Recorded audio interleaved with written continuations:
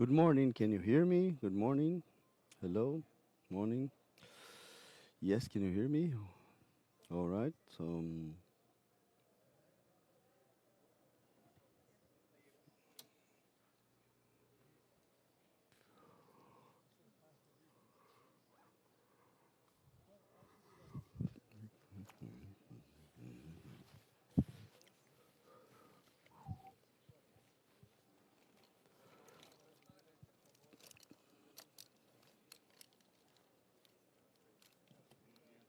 Morning, everyone. My name is Leonardo Lima.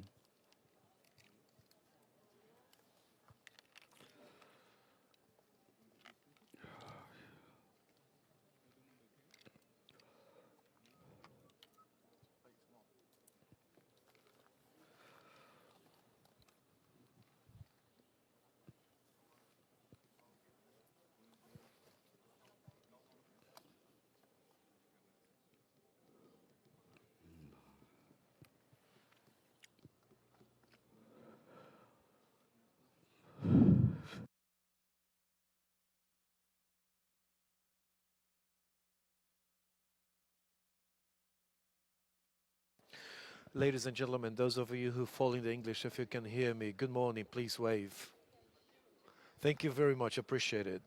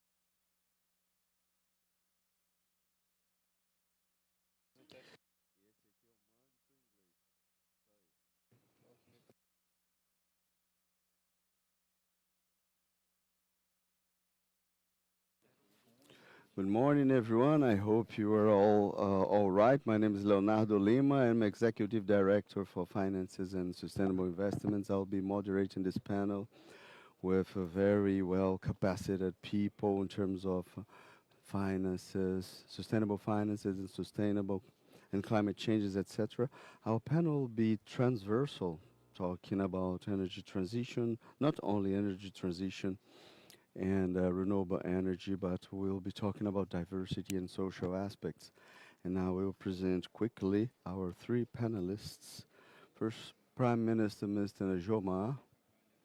He already works for the Tunis government for a while, and he leads Tunis Alternatives, a think tank focused on political reform and social progress. And then Beatriz Azevedo, expert in climate finances, attorney at law, and also United Relations here at Award. And postdoc Professor Hugo Fernandez, professor with the State University of Ceará, a post-PhD in ecology with the University of Pernambuco, and he leads also the specialization in public communications with Federal University of Minas Gerais. So we know that we are passing through a very critical moment in the planet, and we are seeking to reduce the GHG emissions. And at the same time, we need to look for a fair transition and environmentally correct due to those needs, those aspects related to the transition, energy transition. I'd like to bring the first question to Prime Minister Jomar, former Prime Minister. So I would like to ask you, how can we perform a fair transition aiming to seize the opportunities related to the risks? How those risks, they go through this new global economy?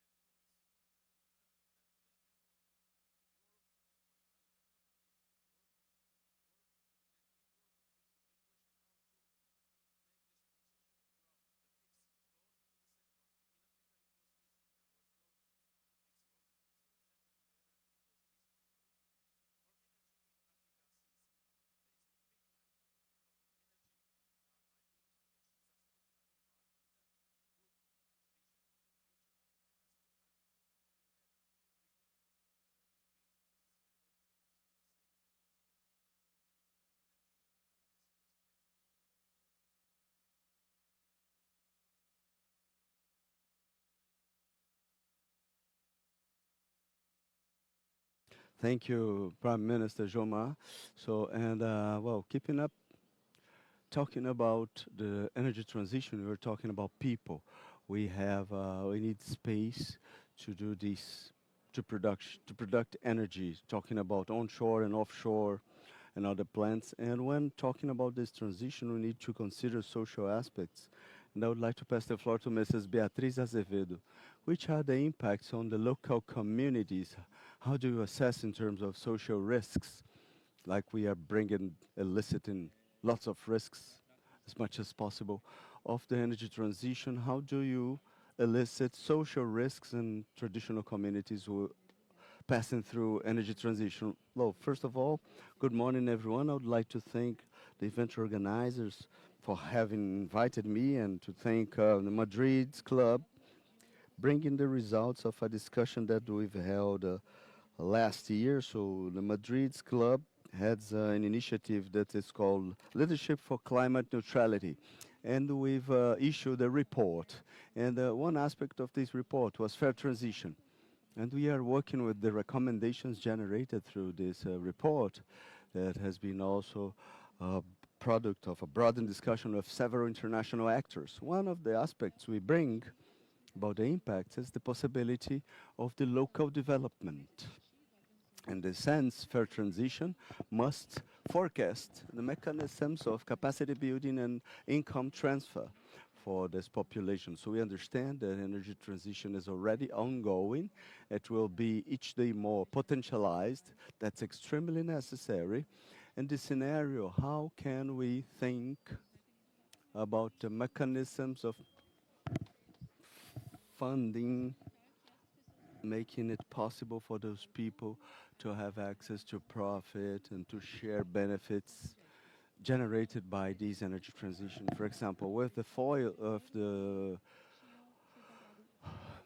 with the oil-based fields, we have Rio de Janeiro, and they found the pre-salt layer under the sea, and they established royalties, and with those royalties, they've funded public policies for social well-being. In the context of renewable energy, which mechanisms can we raise, can we establish for, sharing benefits beyond job positions generation? We have a good example, AgeTech. We've visited in the first day. AgeTech is a project for capacity building for manpower. So yes, we need to talk about jobs, and we can think beyond thinking about other mechanisms, not only public policies, but also private initiatives. We discuss a lot, for example, impact investments,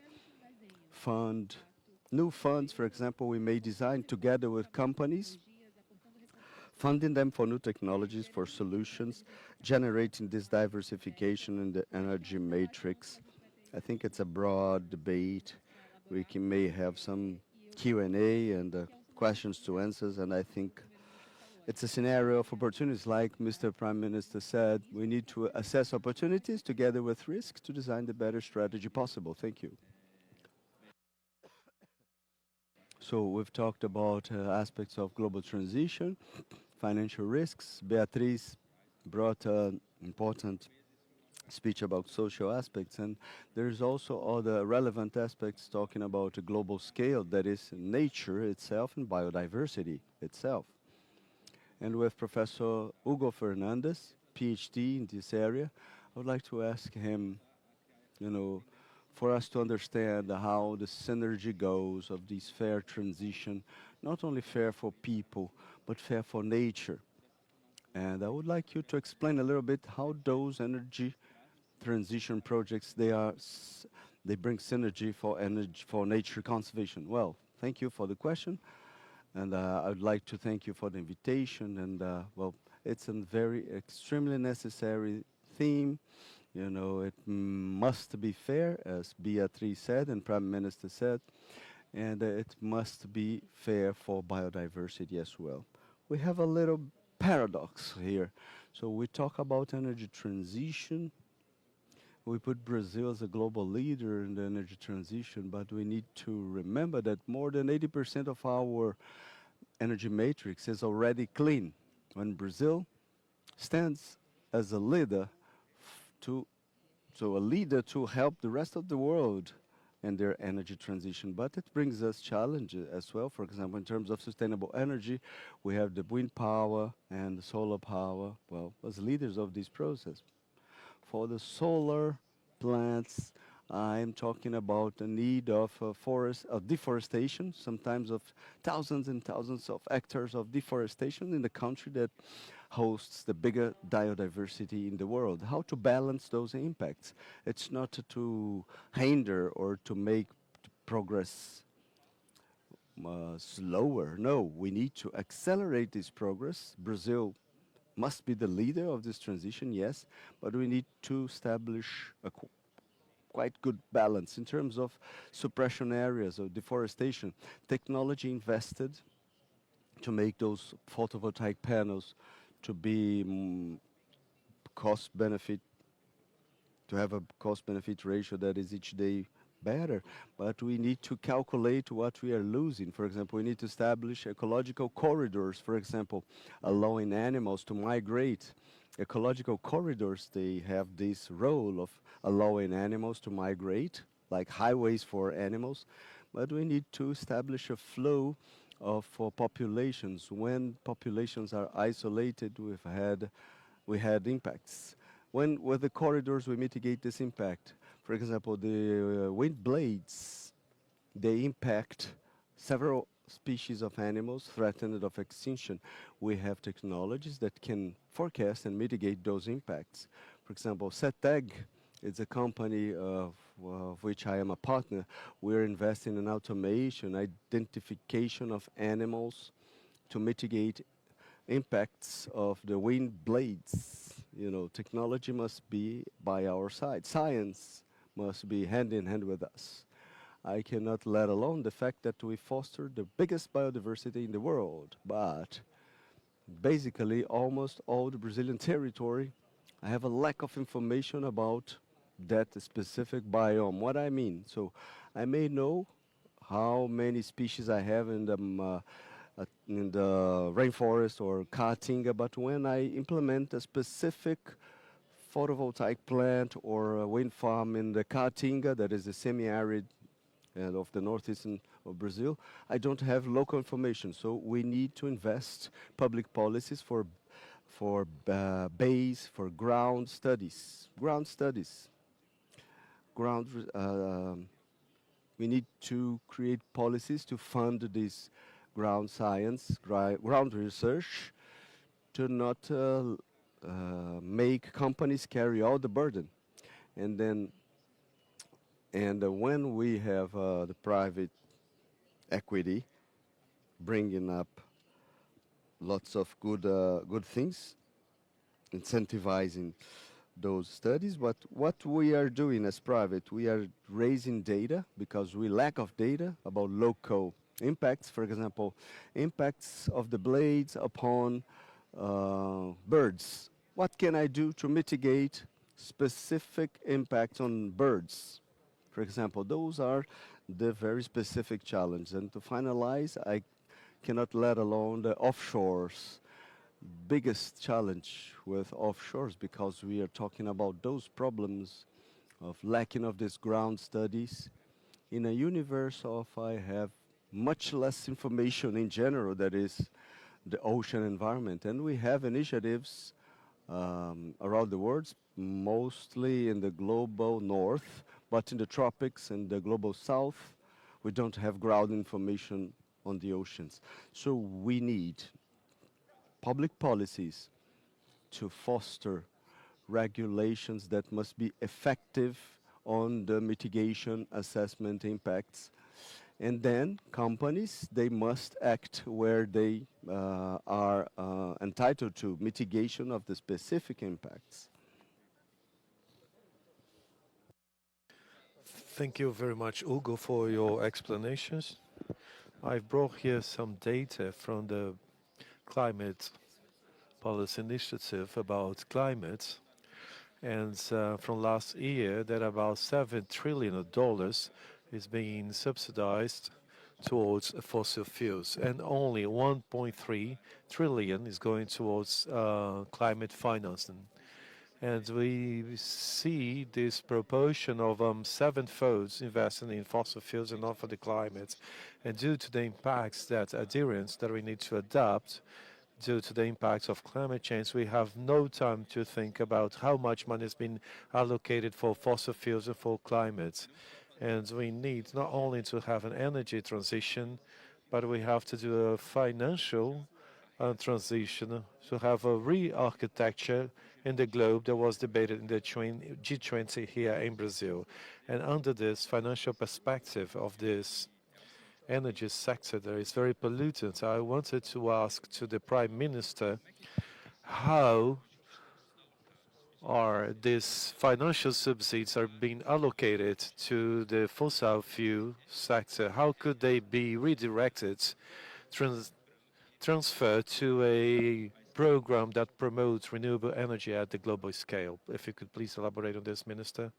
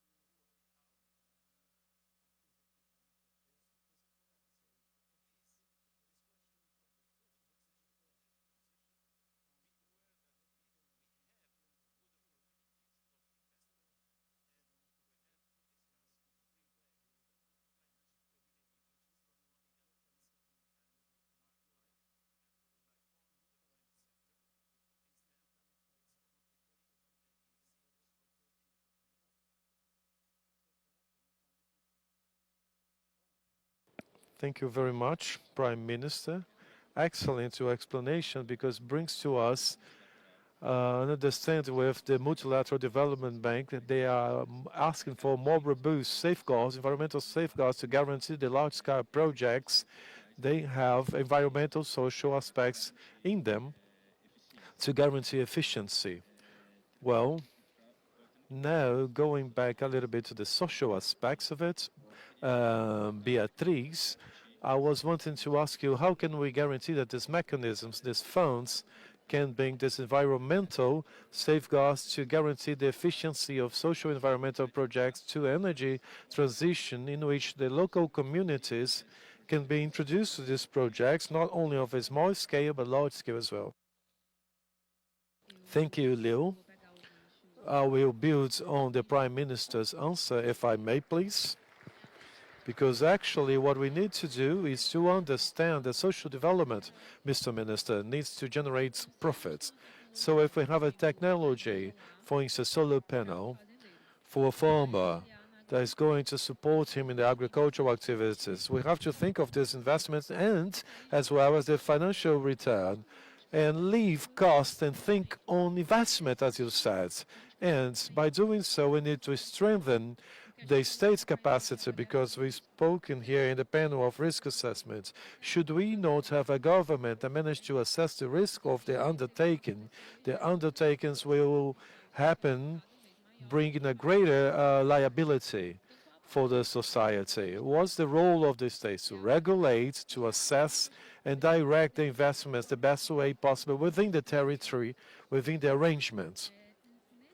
So, with respect to this role of the state, I also believe that we need to promote some other regulations. There are simple ones, and they can guarantee human rights of our populations. For instance, if I may, Hugo, you did rather well when you mentioned the impact of the wind blades for biodiversity, including the birds. We also have the impact of those blades at the communities. Here in Ceará, we still do not have a regulation that will regulate the correct and safe distance from blades and local communities.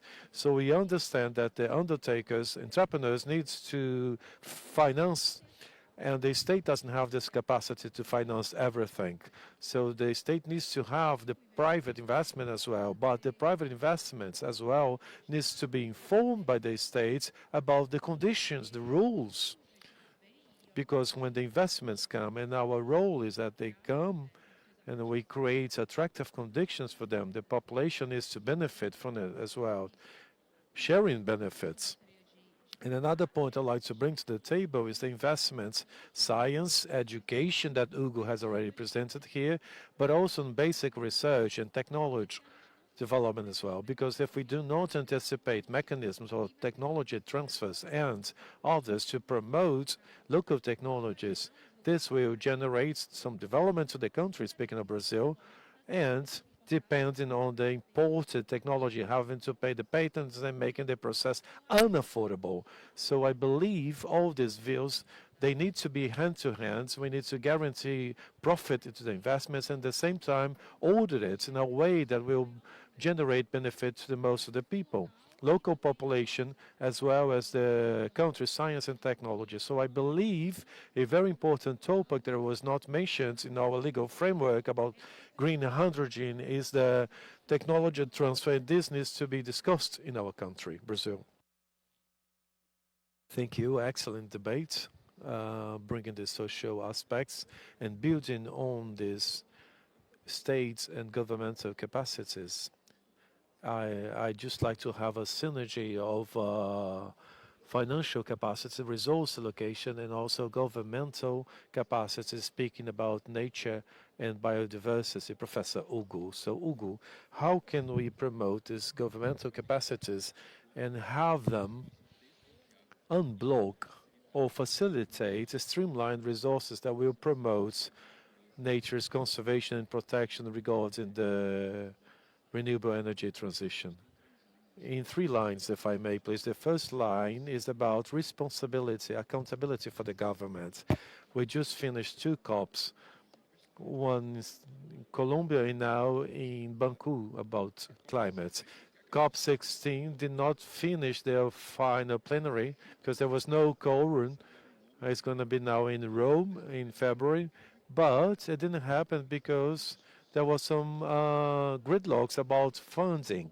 In Baku COP, climate COP, there was a general frustration with respect to funding that should have been apported, but it was not. I agree with you, Mr. Prime Minister, when you say that the responsibility of us weighting the responsibility on the governments is a frustrated expectation. It's a fake expectation. You all hear me? You hear me? Okay? There's an expectation that frustrates everybody, but we have to go for the government's responsibility as well.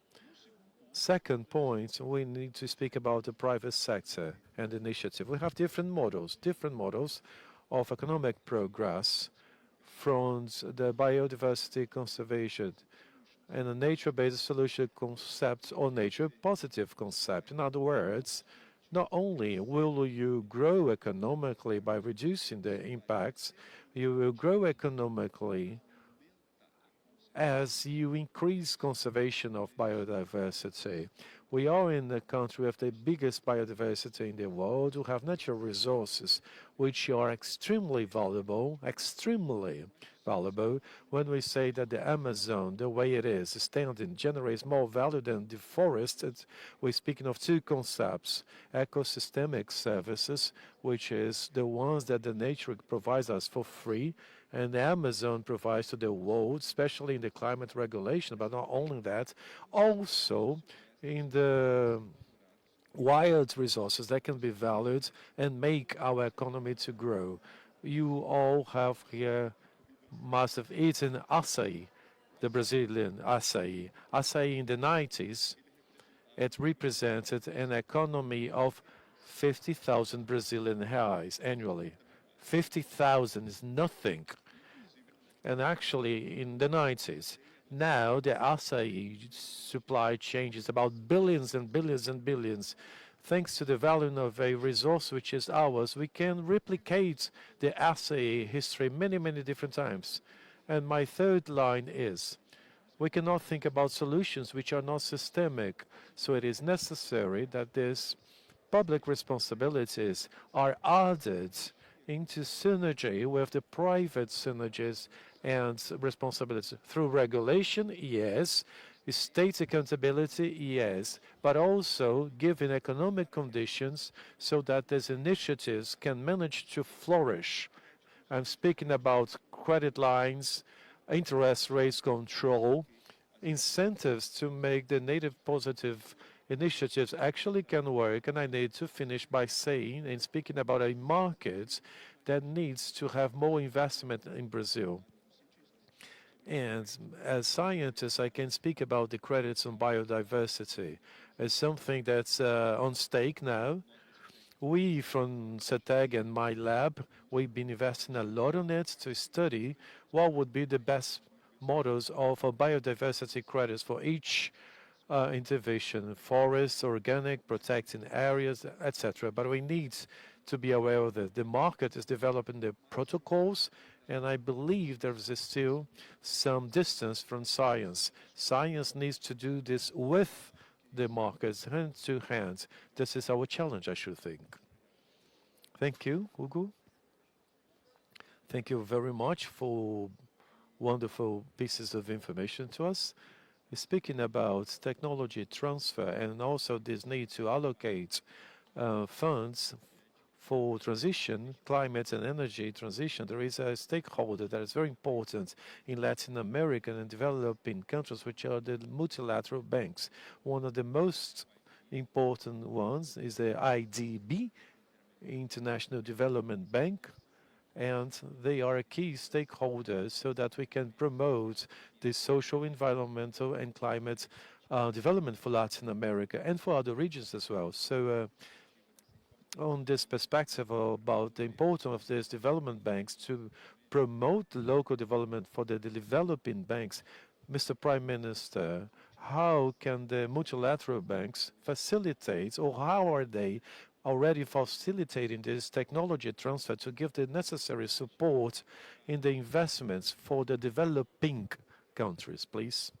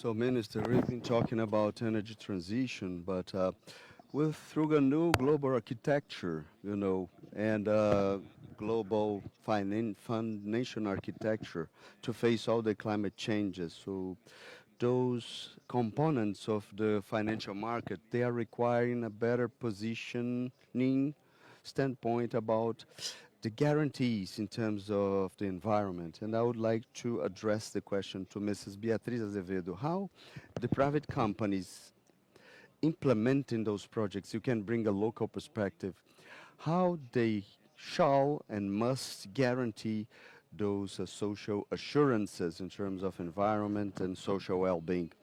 Thank you for the question. I believe that's a broad conversation.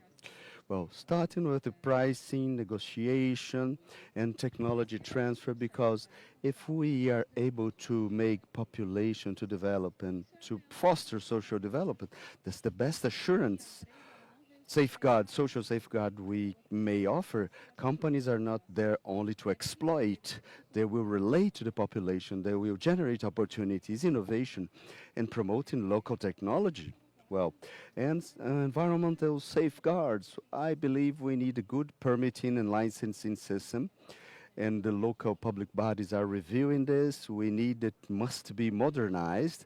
However, we need to find some way to assess the risks of in mitigations for those projects. I think that's the $1 million question. We need this to be thought in the long term, because if we are not able to equalize development and the other aspects like social and environmental safeguards, what will happen is we'll have a lot of profit, and if this profit is not equitable distributed, people will only have to deal with environmental liabilities, environmental degradation, income and revenue inequalities, while the profit is only here concentrated in some people pockets. But since we are here in a summit, we might converse about everything, not only with the profit perspective, but also equalizing all the other factors. I know that's the last round of Q&A, but I would like to give my final remarks, with a positive perspective, because I believe we have in the market nowadays private equity that is every day more aware, but always fighting for profit, obviously. And I see that it's possible to create impact funds, new architectures, new models for funding, that they can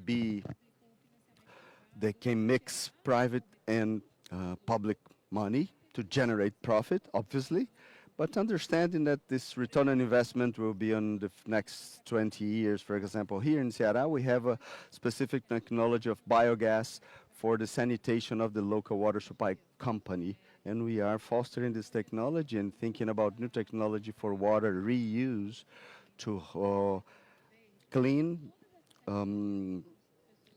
gray water and use the water to clean this water from the households, from the families, from the, using this water for other activities. This is only an example of one environmental safeguard guaranteeing innovation, guaranteeing social protection, and generate profit, like in the market with this ESG factors and sustainability factors, and also giving a good reputation and a good impression to the final customers, something that companies are seeking for, very keen on. My last question will be to Professor Hugo Fernandes. Beatriz just mentioned that new financial mechanisms, they can be created. We already have them in the market, and they must centralize those resources for environmental projects. In Brazil, which are the main financial mechanisms that protect conservation and biodiversity in the private endeavors. So we've just concluded a client of the electric sector doing an assessment in terms of previsibility of expenditures, forecasting expenditures. We've localized more than 120 eco funding, eco finances mechanisms in Brazil. Major part of Brazilian companies, including the electric sector, they have social environmental assets and they are not aware. They're not aware of what they can do with those eco-financial assets. For example, service for environmental payment for environmental services. For example, there's a resource already on set in Brazil. So we have mechanisms in all the sectors, like in the electric sector, in the electric industry, we have mechanisms of tax waiving, mechanisms of special funding lines, and with provided for when they have certification. So, and certification is not only to append on the wall, certificate of something and so label. It's not just to put on a package or to append on the wall. We're talking about lower interest rates. We need to know who is offering low interest rates, low ones, because of those certificates and certifications and labels. And we have social environmental businesses. Instead of having headaches on how much does it cost to reforest, to do some offset for a plant, solar plant or a wind farm plant. Any of the providers, so we have people here dealing with the providers and the demands are suppressed. So instead of trying to find in the market something that is repressed or suppressed, let's make our responsibility to reforest, to be transformed in a business, to have seedlings, nurseries. I just giving only one of the 1,000 possibilities. And me, myself particularly, I need to say that the carbon credit market is, it's real, and will be only passed from a president sanction in COP 30 years is coming. So the carbon market will be regulated and will be active in Brazil. So we may have other markets, like a biodiversity market is very promising. It's not embryonary, but it's just a toddler. So let's take care with this biodiversity market. Still private equity, full of risk. And I will agree with Prime Minister, who has capex to invest in high-risk business. Those are the funds and those are the banks. But we, companies from the private sector, together with the public sector, we must guide them which strategies those funds may establish to this market to be seized the best way possible. We have a blue ocean of opportunities in Brazil in terms of eco-financial mechanisms. We just need guidance and political will to make it real. Excellent, Professor Hugo. We are closing our panel. I would like to thank you all for your participation. And since we have 5 minutes, I would like to open the floor for a final remark for each one of the components of these tables. And I would like if any of our panelists, if they have questions or themes to discuss, 1 or 2 minutes of final remarks.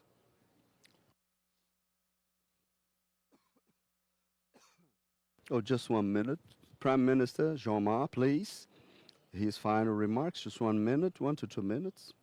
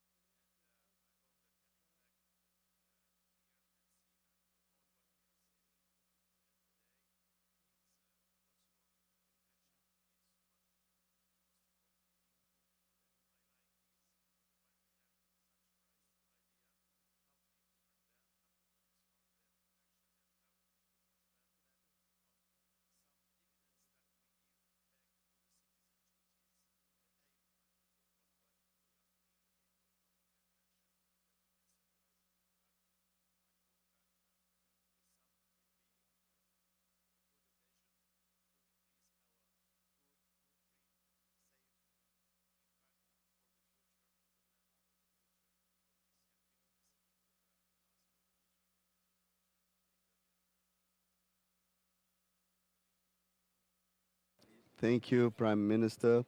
30 seconds for everyone. And thank you for the attendees. Thank you for the organizers, our panelists, Hugo, Leo, Madrid's Club, Núria. It's an honor to bring this debate. I come from Fortaleza. It's a great honor to be here to debate an event of such high level. And I would like to thank you and, well, to help you with a good event, to wish you a nice event. Yes, I would like to just thank you all and great panels. And I would like to thank the State University of Ceará. So I thank you very much for all this. Thank you, Leo, for excellent mediation. Thank you very much indeed.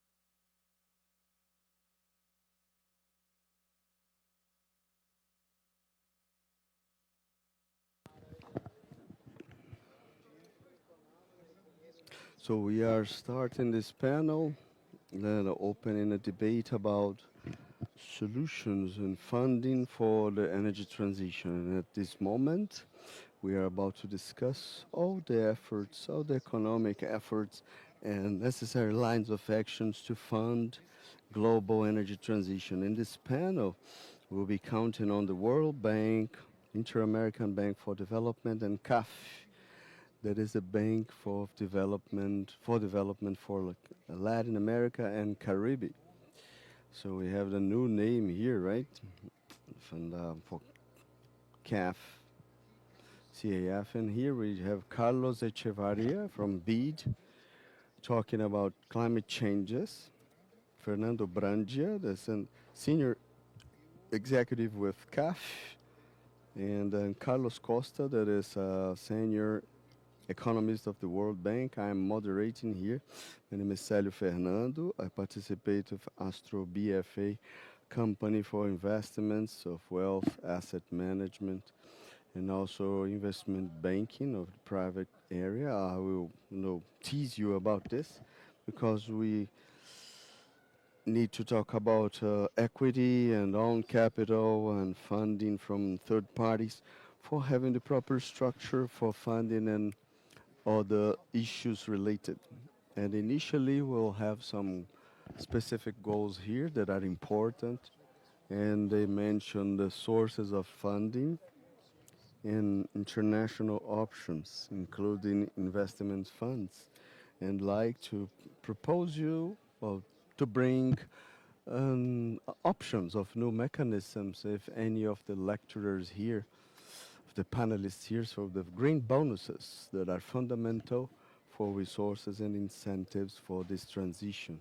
And the participation of the private sector. So obviously we know that how multilateral organisms are working for those ground infrastructure, and their corporate areas like AFC or BID or CAF to cover for that. I will start with Mr. Carlos Echevarria. That we'll be talking a little bit about this sharing and perspectives from BID.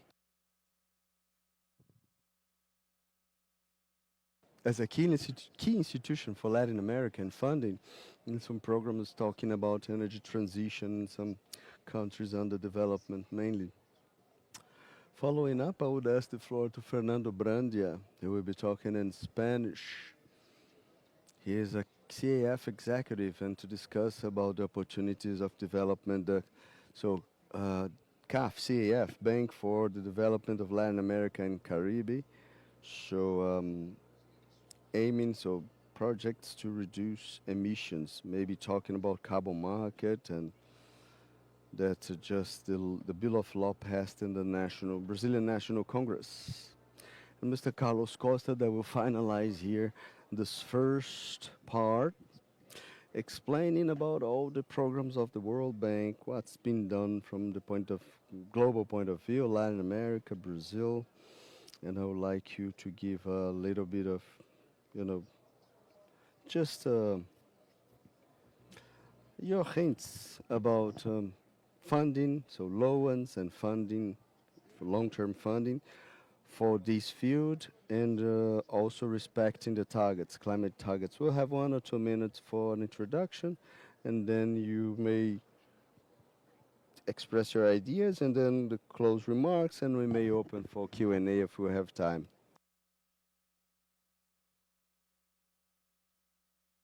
It's very important panel because without money we do nothing, right? Many ideas, green hydrogen, everything.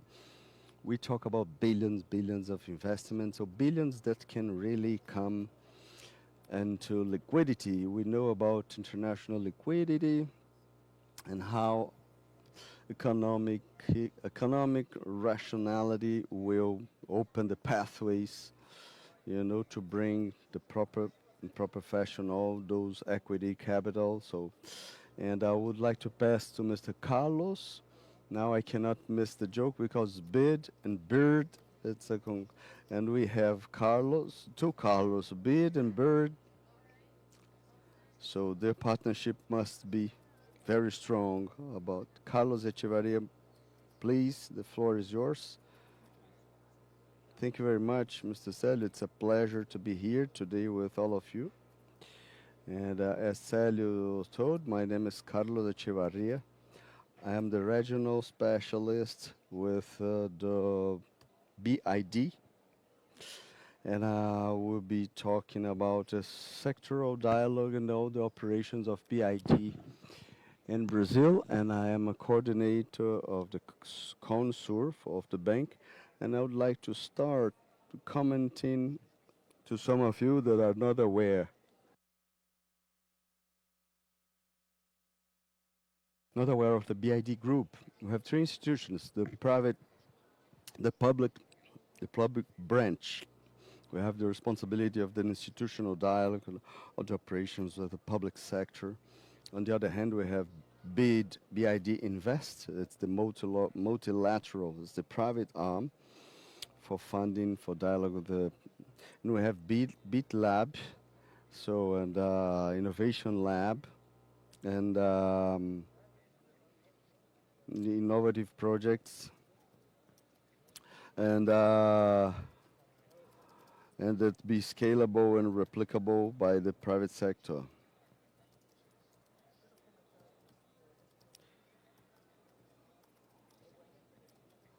So we mobilize around $23 billion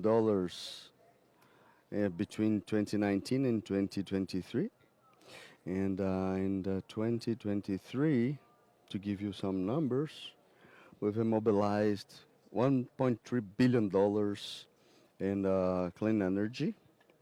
And we have a goal as a group.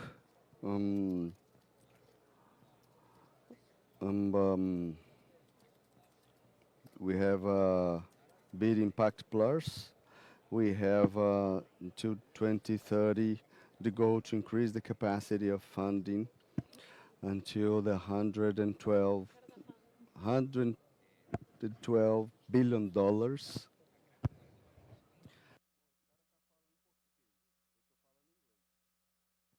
So for the energy transition, for the Latin American, Caribbean, so and with the needs of the studies, and then the period between 2026 and 2030 to reach the new carbon neutrality, and by 2050 we need to mobilize $250 billion per year, just by between 2026 2030. In 2031 and 2050, $32 billion. And we as a bank, as energy division, in my case, we mobilized around $3.8 billion. Just to give you just to make you aware that our challenge as multilateral institution, and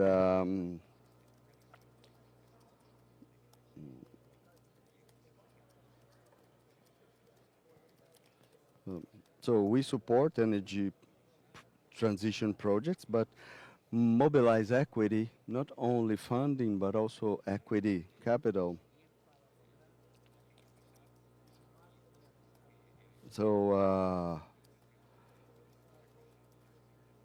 it's imprescindible that we achieve the targets of decarbonization, and I would like, those are my first contributions.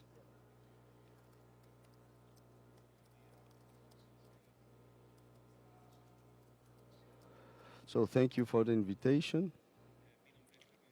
My name is Fernando Rainier. I'm a senior executive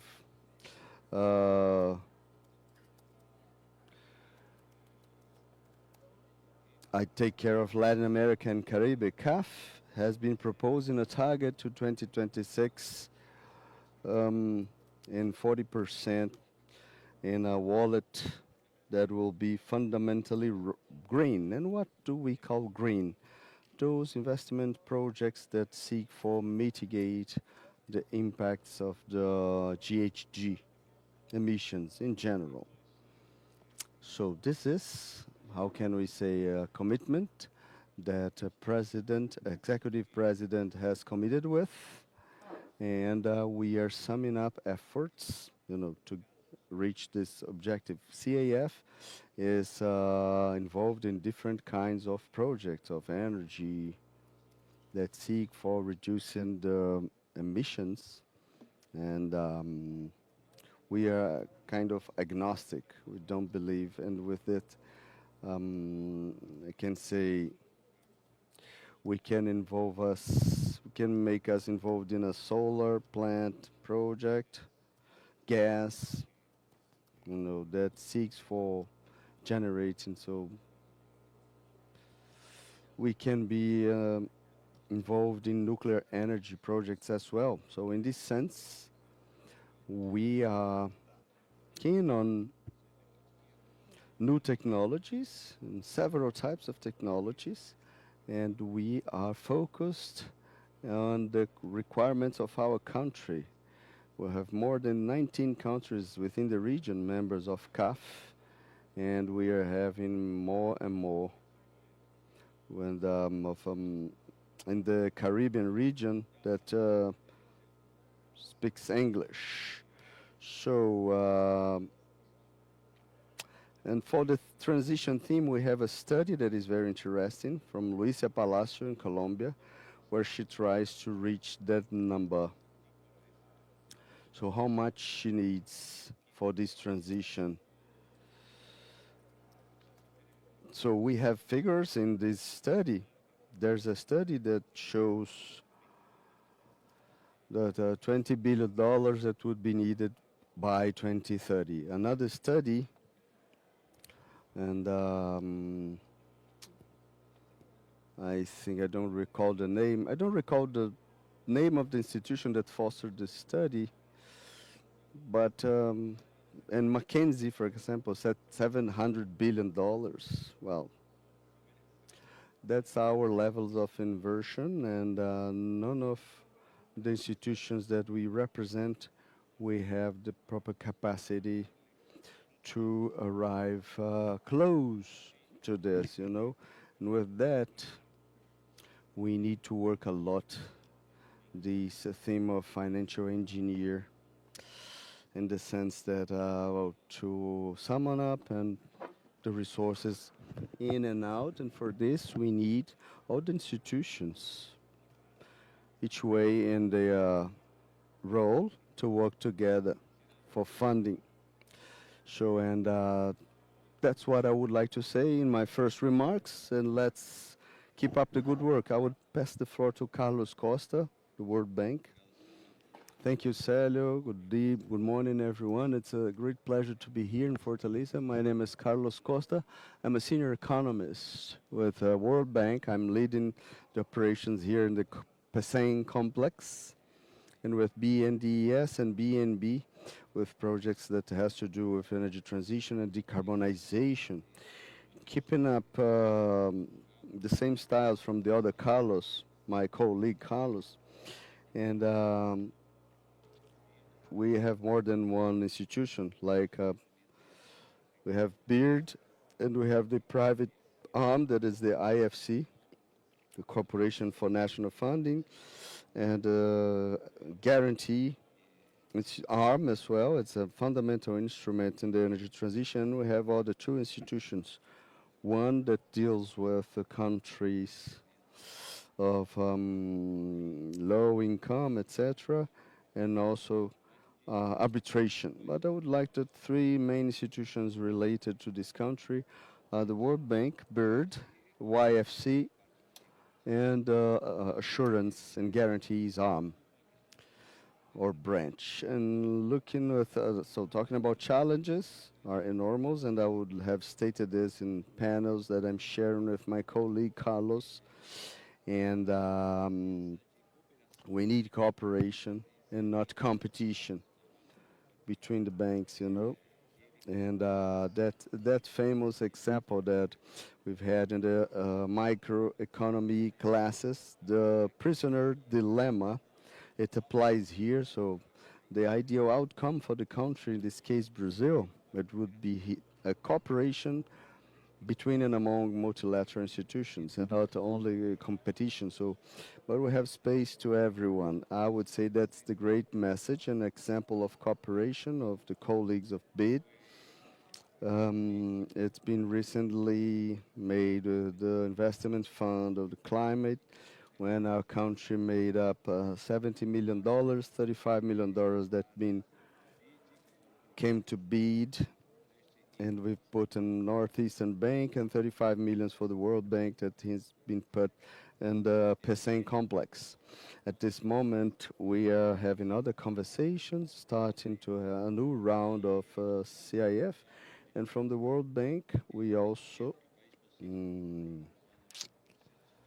So the funds, we're talking about $150 million, and we need this solution can be operational. Okay, I think that's been stated. So dozens and dozens of hundreds of dollars. We're talking about $240 billion per year for the net zero commitment, right, to 2050. Let's see if we can arrive to this ambition. But I think Carlos stated something like this in terms of this broadening of work, that is cooperation. You've been doing a strong thing. I would like to leave this summit with something. I love MOUs, where we can have here, for example, World Bank, Inter-American Bank of Development, and CAF. So we need to be together, hand in hand, for this cooperation to give more solidity to this energy transition that can be fair and inclusive. That is possible. Well, something that can be, we call it a political party policy, or others they call supranational, overnational. So do you have anything that can talk only one language with the market? Because sometimes you foster different programs among them.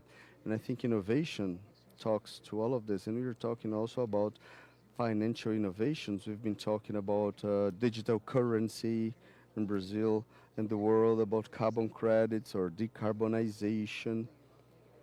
Is this all those, so the global tribe can create new currency, so for a more fair transition? I would like to hear from you. You told about volume and you told about cooperation. How can we walk hand in hand in those times of changes?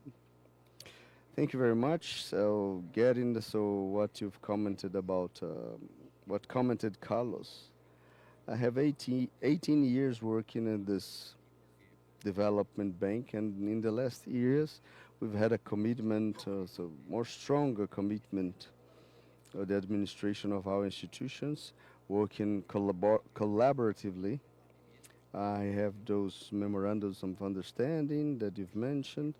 It gives us milestone for the technical teams of the multilateral institutions to may be able to establish group work that can somehow, as Carlos comment, that can be collaborative and not competition, and as it was in previous years.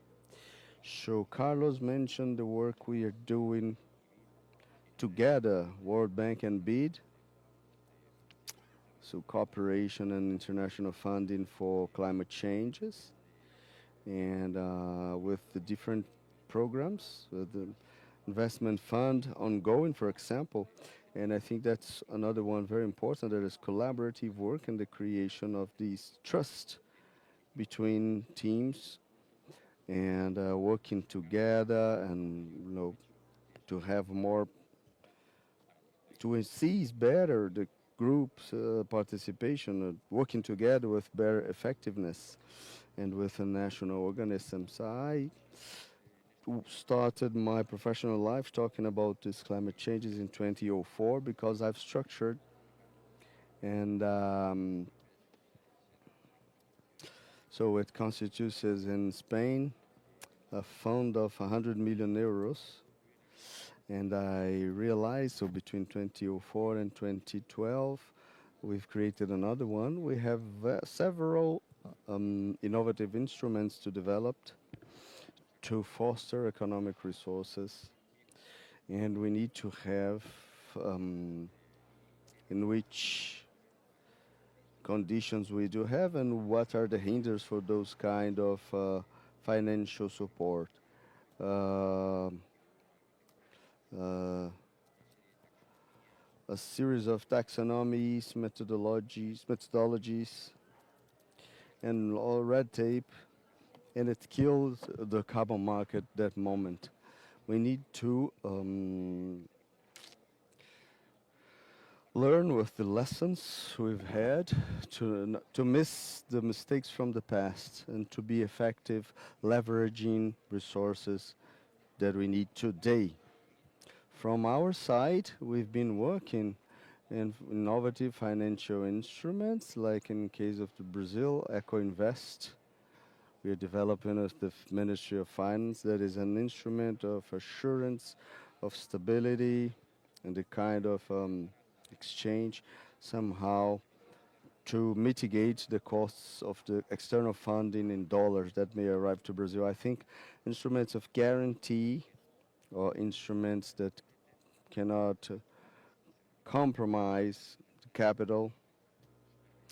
So we will increment the volume of funding that we attract. As I've indicated in my first intervention, we need fundamentally to attract private institutions and private capital for, together with our limited resources, to be able to leverage the necessary resources to have this challenge and overcame in this first process of funding. Thank you very much. Mr. Fernando, please. Sure, you may talk about you can talk about the ideas of cooperation, innovation. We can talk about cooperation, innovation.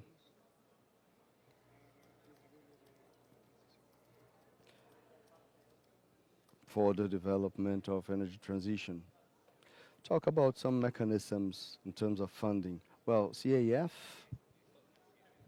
CAF features a series of products, financial products, that are obviously being used for different projects. And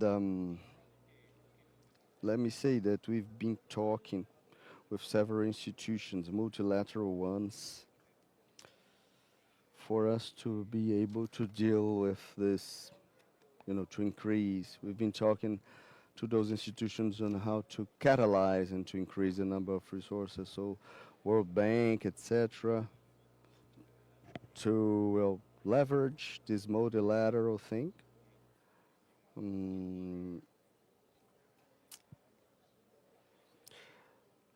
And what about electrolyzers? We'll arrive to this point. We've had a deal. We've had an agreement in COP29 in Baku. And around the world, people are summoning us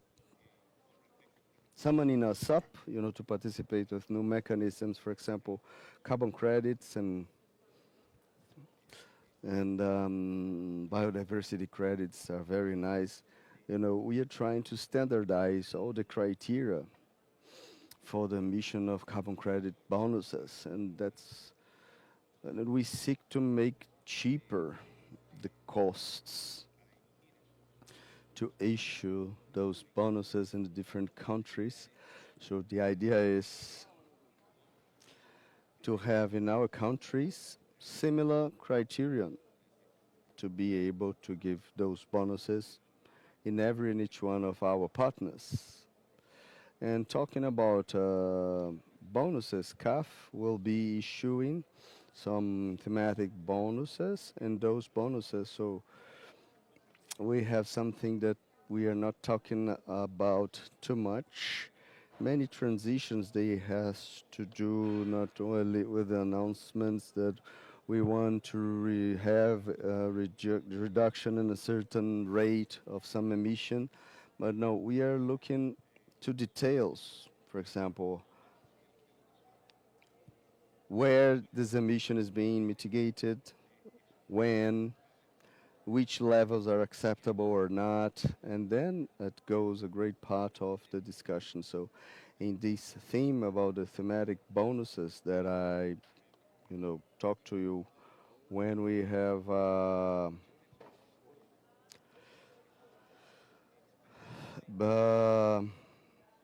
well, we find criteria that are extremely, or they do not count. I would like to give you an example that we consider for green funding. We would like to have some kind of financial benefit, etc., to fund transmission lines for electricity that would need to be linked mandatorily with a renewable source of energy. And in South America and in Latin America, better saying, its production of electric energy it's already pretty clean, with a GHG emission that is very low, not only because it's hydroelectric based, but a great part made of gas, because among all fossil fuel, it's the least harmful. And as I said, pretty much clean, but there's a problem on the quality of service and the losses we have in the transmission. So, and recently BIRD issued a report in Asunción in Paraguay, and we've commented that the losses of the sector and average it's around 17%. Those losses are an average of everything that is installed in solar plants in the last few years. That's where when I tell you it's important to talk about taxonomy and all those institutions. So every inversion, every investment we do in a certain region will be always talking about the service or the quality of the service, and also talking about efficiency. If it's efficient, we are reducing the emissions. We need to have criteria much more adapted to our own reality, and to have clear this posture that many times consider the criteria. So sometimes the taxonomy comes from Europe, and we have a 4 or 5% threshold in Europe, and here we need to have more renewable, different thresholds. This kind of thought, we need to, they help somehow to have those funds to the region, and may we reach that more favorable financial conditions. Perfect. Thank you, Fernando. Now, Carlos.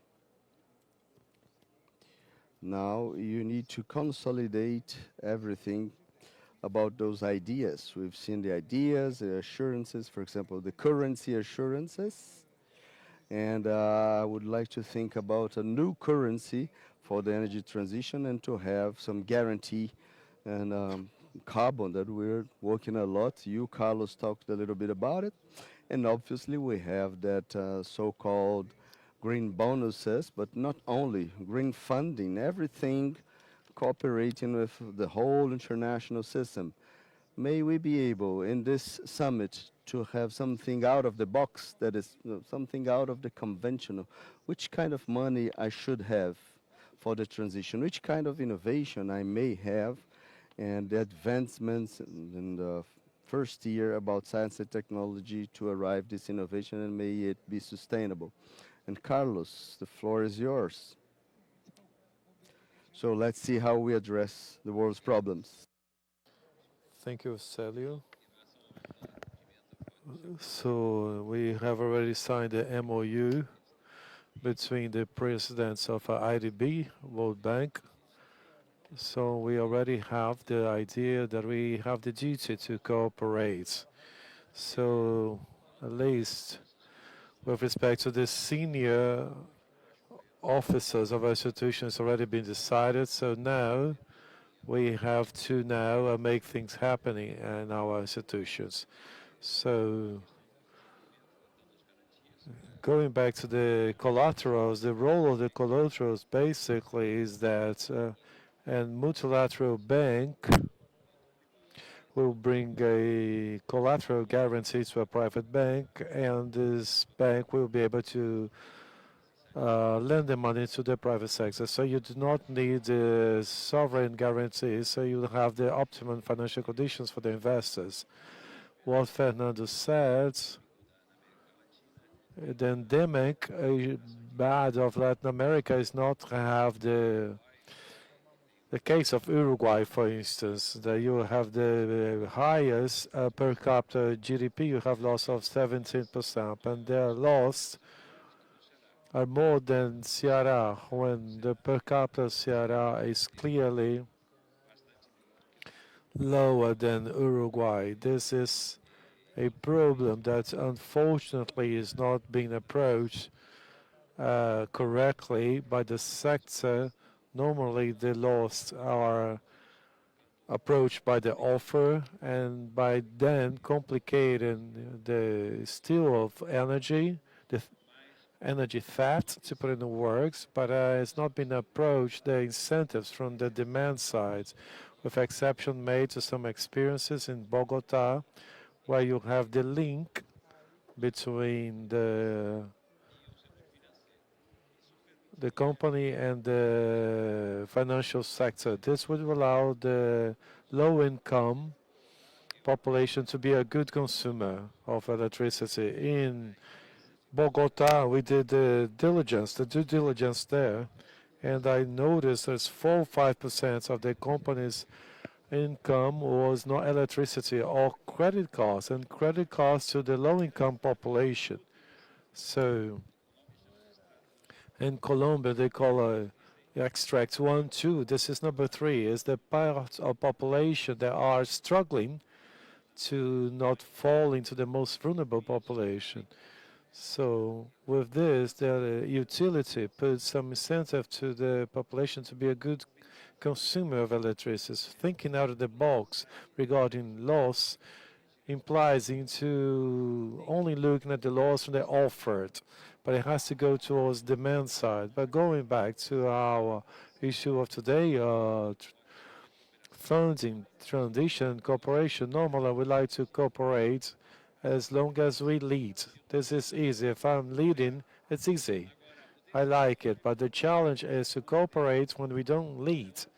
So here, we have already showed with our IDB bank that we can cooperate and not lead. But now in the country, the World Bank has been leading 2 different operations that are very important ones, not in the amount that we need, but for collateral bank are interesting values for loans.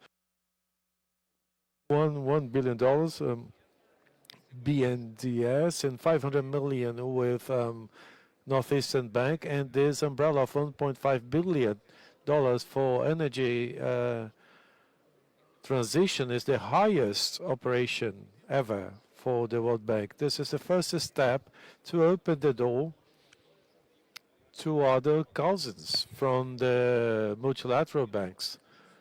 So for our project with BNDES and BNB, the Northeastern Bank, I consider successful that it is simply the first step of a bigger operation that will bring other institutions that work in Latin America from the multilateral banks. So what can we take out of this summit, of this conference, of this panel, is to confirm once again our commitment from the World Bank to share with the other multilateral institutions the conceptual notes of the project when it's finally baptized, closed, is in a way to bring the script so that others can come and complement and improve and refine what we have done. This idea of cooperating, because this is what the country needs and the Northeast as a region needs as well. Thank you. So I will now request the final remarks, but always bring in some provocation, because Carlos has already said he's done some work here on the so-called the sun income. This is beautiful. Try to reach the most vulnerable communities and try to also find mechanisms of finding basic income. So I imagine to what extent these funds can be built to a government infrastructure associated to the private banks, but can also reach of what I call a digital social currency based on carbon perhaps, and that we could have the gold standard last row. 50 years later, remember Glasgow speaking about fair energy transition, and this was the debate. How could we actually reach the most vulnerable ones with these fundings? And we could translate this into such a gigantic inequality. So this change in time with the funding on energy transformation, can we not collaborate to sort out this big gap that we have in the globe? So Carlos, we started this in 2004. So how do you bring this feeling? So you find the remarks, but trying to speak about the funding of energy transition, but translating it into the reduction of the gaps that we have for the most vulnerable ones. Thank you very much, Célio. I believe in this sense, comment with you guys that we, in parallel to all these initiatives, we are now developing other initiatives as multilateral banks, coordinated with the other colleagues that are here, to actually reach this vulnerable population, and in this fair transition process can be inclusive as well. For instance, speaking about collaboration, Group B is launch the accelerator of access of clean energy in the Amazons initiative that has as a goal to support the countries of Amazon, the 7 Amazonian countries that are part of the bank, to reach universal access to clean energy services in 2030 and decarb the electrical systems that we already have in the 7 countries. It's an initiative of the accelerator, has the goal to mobilize technical cooperation, resources non-reimbursable one, and as well as guarantee instruments. And we've been sharing this initiative with the World Bank colleagues, and they are very interested in collaborating with us. And this is an initiative that together we are doing the multilateral institutions in parallel with traditional instruments of funding that will have the goal, mainly, as already been commented, to not leaving anybody behind in this process of changing as we have as a multilateral bank. A good example of this in focus of our institutions, this way of collaboration that we comment, because it is in a way this initiative. So also the words before I say goodbye, the words of the prime ministers in the previous panel. In this case, we have to be aware that we have a huge needs to mobilize capital for energy process of the transition, but we have to have feasible projects, economically feasible, and we are financial development institutions, but we need to have these projects that really the economics actually can work out. So we have the final consumers and the government through incentives. So the economics of the projects, they need to close, otherwise it's going to be impossible. We need to fund ourselves as multilateral institutions, and through the needs of the private capital that we have to support this transition process. So I believe it is important to consider all this so that in a way we can be realist and be efficient when we have to do the work that we can do from the public side and the private side as well. And I would like to finish my intervention here. Thank you very much to the organizers for the opportunity to be here. I really appreciate it. Thank you very much.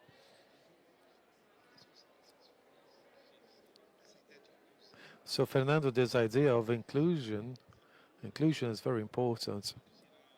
Well,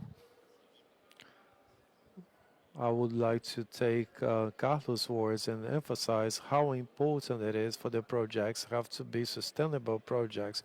There's no way that we fund projects that in the end will not have the good economics to close it. We need to have projects that are sustainable. It is key. It's fundamental. Here, there is no magic, absolutely. There's no magic stick to sort it out. They have to have good economics. So the foundation of this project has to be very solid. And this is a consideration of all the multilateral banks anywhere in the world, as well as the private sector, the banks as well, with respect to energy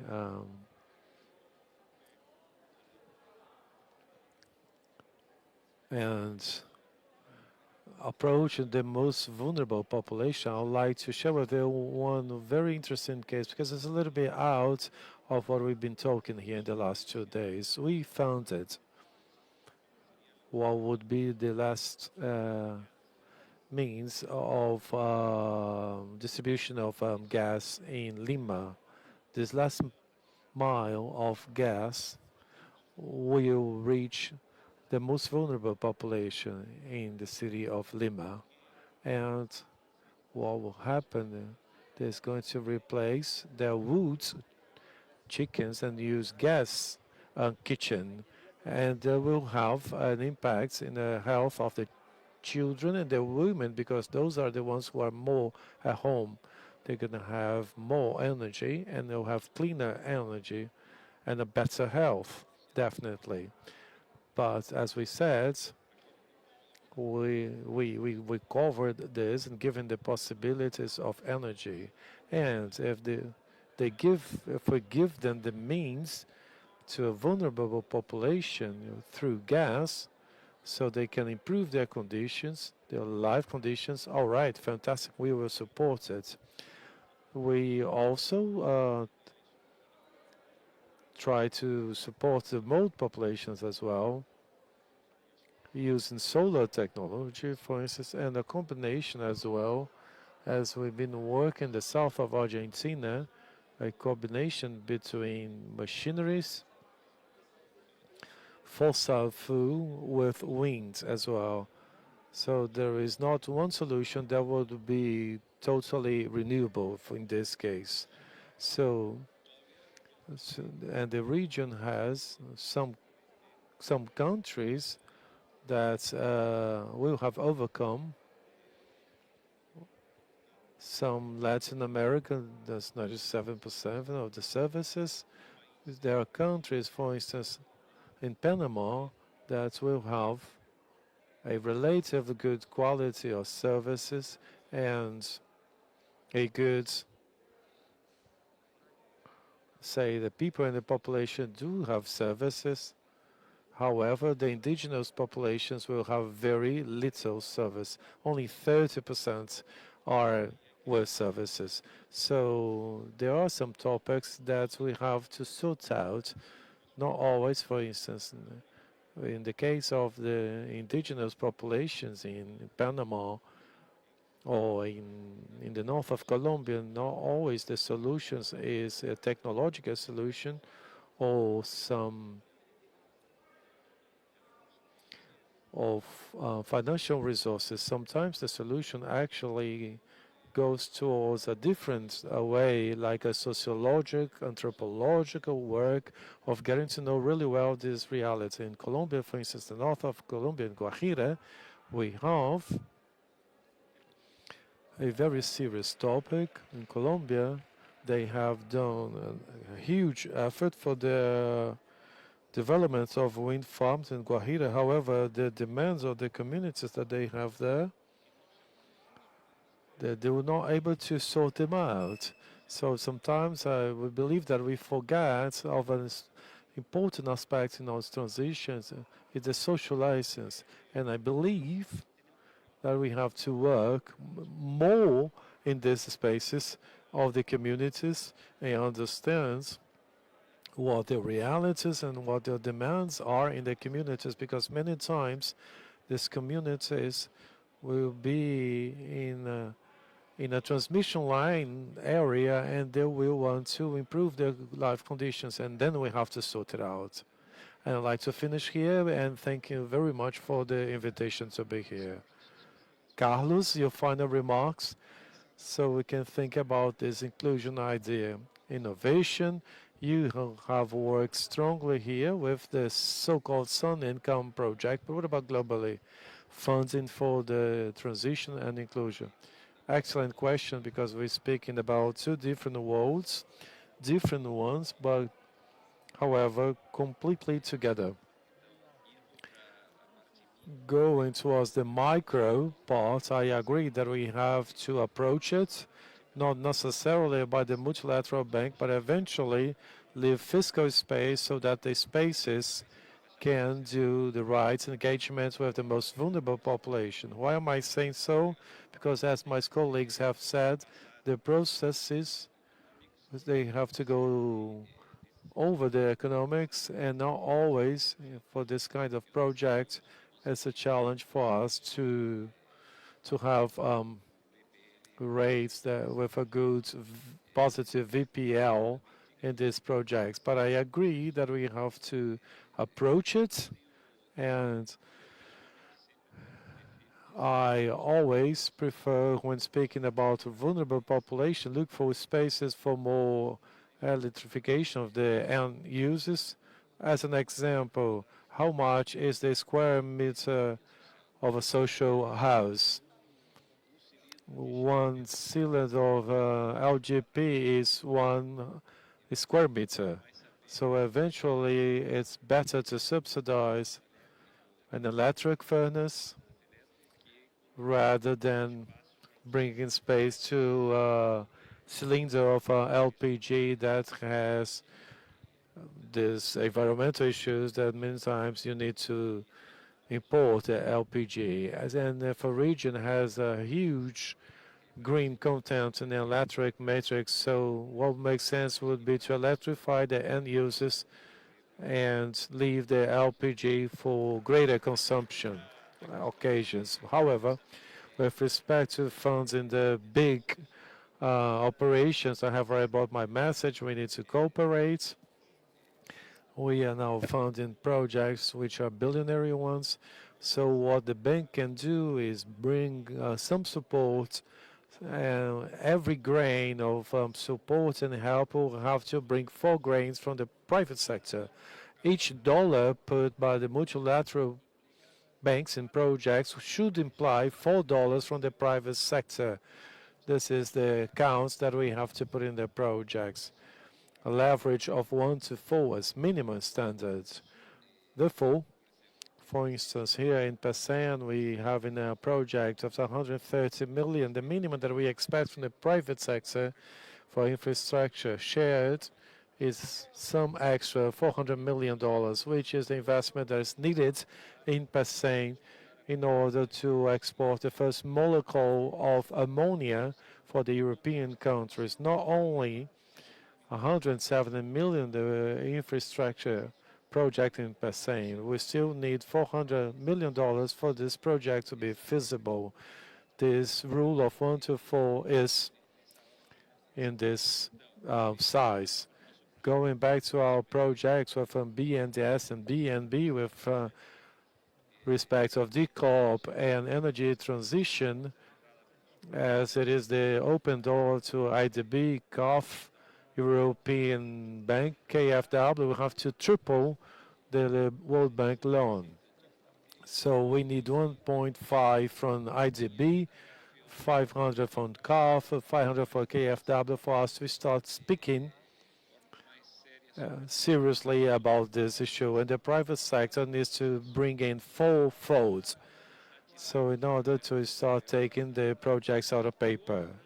And also a big challenge that we have to do with energy transition, especially with the World Bank and multilateral banks, is that we will have to bring a technical discussion about the biofuel, which is a critical point in the system because not necessarily the sustainable fuel for aviation or for bunkering will come in the first phase of hydrogen because we have a direct competition with biofuel, and Brazil has a lot of experience here, so the multilateral banks need to think out of the box, open their heads, and listen to what's been doing in the country in a way that we can actually contribute towards having the most of this energy transition in a fair fashion. Thank you very much, gentlemen. We shall now close this table, and always this idea of challenges. Perhaps we have the World Davos Economic Forum in January. Perhaps we can put together with these institutions and multilateral organizations together with the Brazilian National Development Bank and the Brazilian Northeastern Bank of foreign funding to better discuss all these needs, which are global ones. We know that they compete globally, that we can get it to our states here and our region, the Northeast, so we can have this forward for the funds. And so please accept my invitation to speak about this with the capital markets and the private sector. Ladies and gentlemen, thank you very much. Thank you, Carlos and Fernando, CAF, World Bank, and the Inter-American Development Bank. Thank you very much for this opportunity. Thank you. And appreciate you being all here. Thank you very much.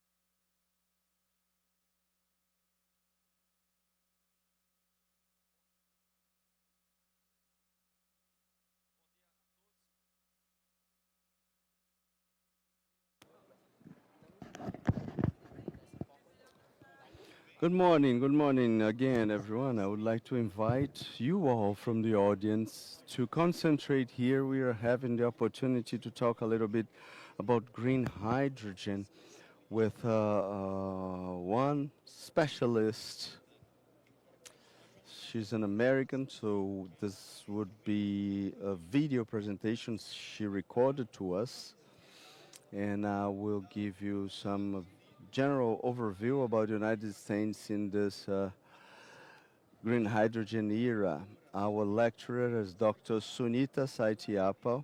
She is a former director. She's director of technologies and green hydrogens and fuel cells of the Energy Department of United States.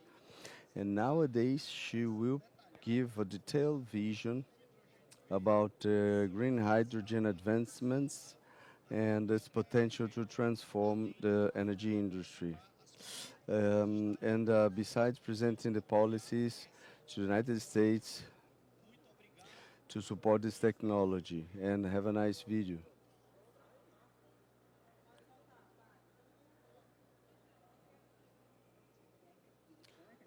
Primeiramente,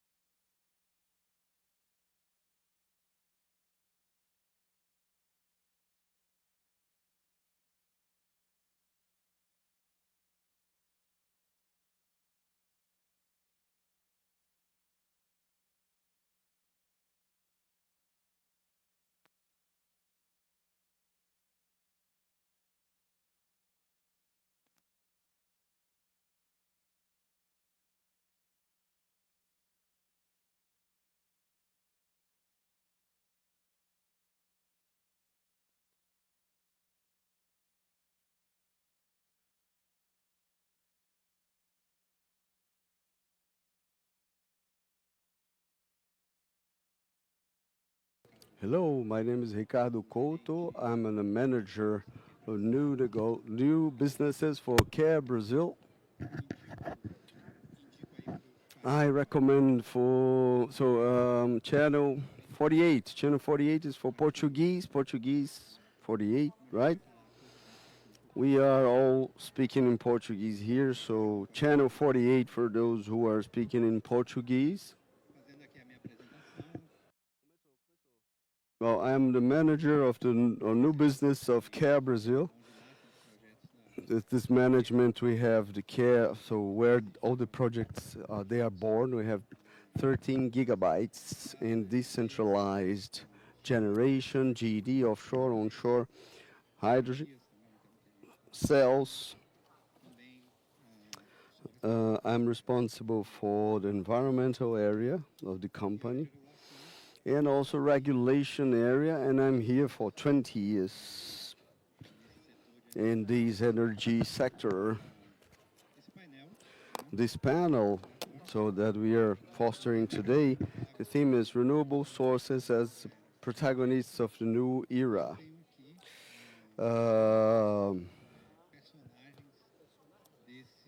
I have lots of characters that I'm honored to be with.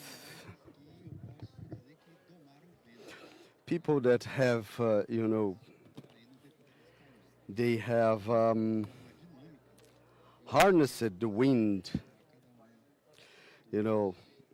tamed the wind like savage horses, wild horses. So I will pass to Mr. Jurandir Picanso by my side.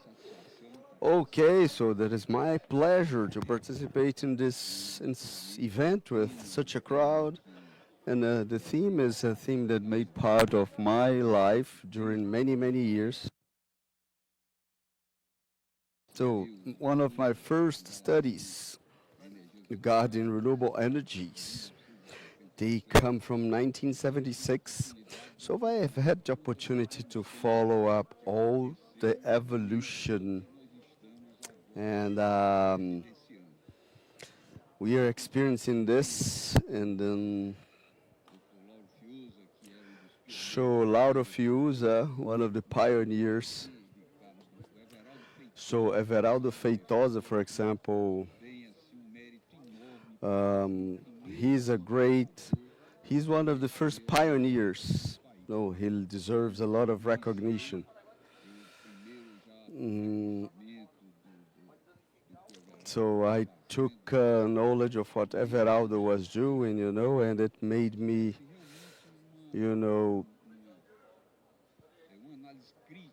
to have a critical analysis on all this evolution. So availability of green energy is not the main thing. The main thing is to harness technology. I get back to the principles.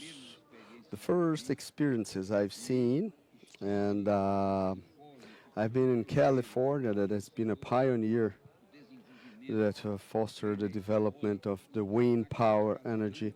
In that occasion, we've seen wind power generators of different compositions, models that I'm certain that today even the scholars of wind generation today, they do not know Savonius d'Arrier with vertical axis and also the horizontal axis wind power generation with 2 blades, 8 blades, now every one and each one of them. And every and each one of them, so they are technologies that have been enhanced, updated, and the others had been let alone because they're not efficient. So the energy resource is important, and it happens in this process where we had the experience and new technologies fostered by research funds. And today, one of the forms of energy that is one of the most competitive. What happened with the solar power, the photovoltaic one in the beginning, it was used only in satellite projects and everything. Today's technology that produces energy at best cost possible, wind power and photovoltaic. So it was not only the offer that nature provided us, and um, but everything together in the past was made for us to achieve this moment we are experiencing right now. And what about you, my friend? So I would like to thank you for this important event.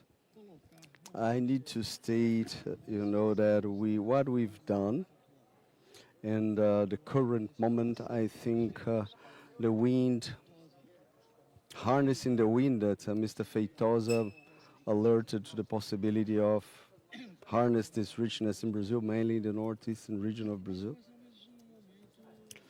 So, and we've started this in a very timely moment because the world finally woke up with, the increase of the temperature and the participation of the coal-generated and oil-generated energy. It was causing a disaster in our terrestrial globe. And we do not find it beautiful. It's not, but we have the mandatory necessity to control through the how can we change to, the world has been growing, the economic development requires each day more energy. So things, they fit. We need to have more energy worldwidely, but in a coherent fashion, to avoid CO2 emissions. So we are passing through a very timely energy transition with great opportunities, mainly considering a country like Brazil, with resources like for wind power generation, solar generation, hydroelectrical generation. We may not be leaders totally, but we were one of the leaders in this energy transition. And today we are discussing the new fuel that transports energy, and it must be green. So green hydrogen requires each day more energy generation, renewable energy generation. Brazil features a great potential, and it's not and cannot harness it. Well, and let's transform this potential of green hydrogen for exportation. So opportunities that are open in a fantastic space to develop our country and our region.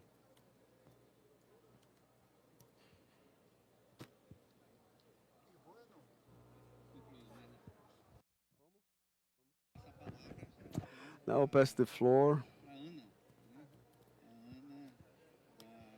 to Anna of the Portuguese Association of Energy. Anna, it's a pleasure to have you online. And I would like you to, please introduce yourself, talking about yourself and the Portuguese Association. Hello, good afternoon. I hope you are listening me well. I would like to be with you in person. Certainly, you are experiencing a great weather because here in Portugal, we have a little bit of rain. The Portuguese section of energy is the Portuguese representative in the World Energy Council, where we are one of the most old partners of these. So since the fossil sector and the companies of the renewable sector, we have a vast set of associates in our association. And I would like to share with you the need to debate energy in a worldwide context.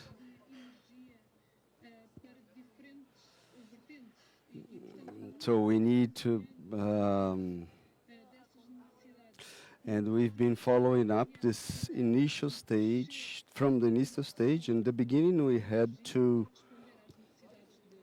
produce energy to answer to people's needs. In another phase after wars, we have the need to increase substantially to answer to the industrialization demand of all countries. And now we are talking about a third era of energy, and that is energy for people and for planet well-being. And the need to have sustainable energy, and that shall be accessible. And that's the debate of the triple bottom line. So equity, efficiency, so people may be able to afford for the energy we generate. And the third point of the triple bottom line, so we need to lower the emissions, but we need to see it globally. We cannot think only about emissions, but we may think on natural resources. Use of the sun occupying some land, so rural land. We must think about the mineral resources necessary for that energy transition.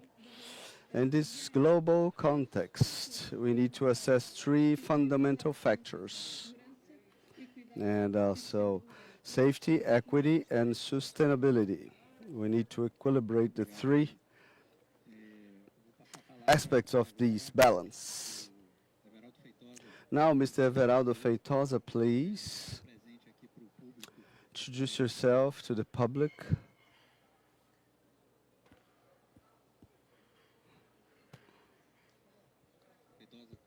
Can you hear us?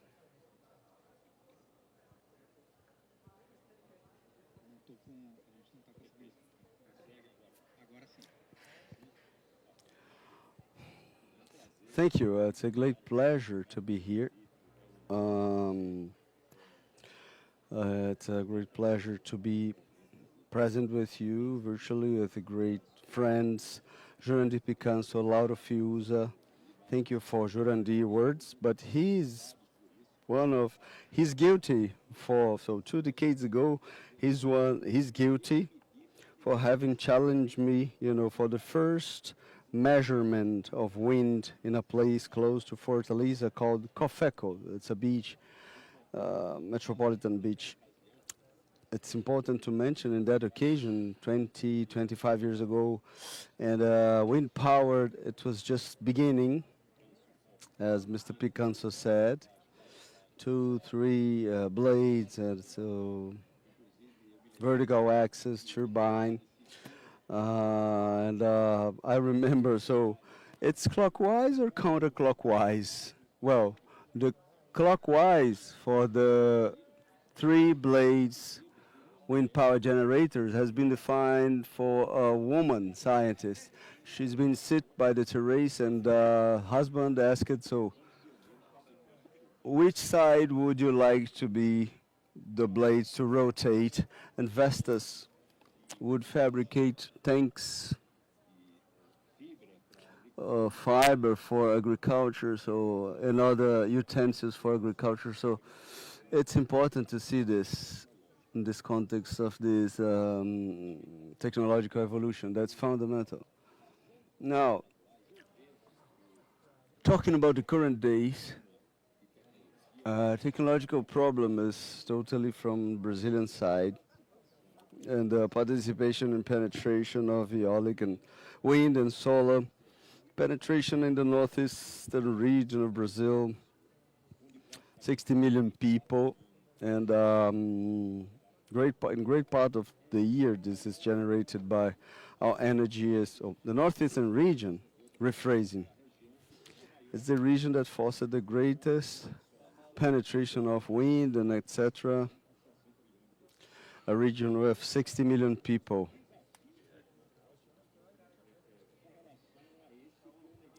And we carry out the technological challenges. There's no other place to compare with our northeastern region, and we need to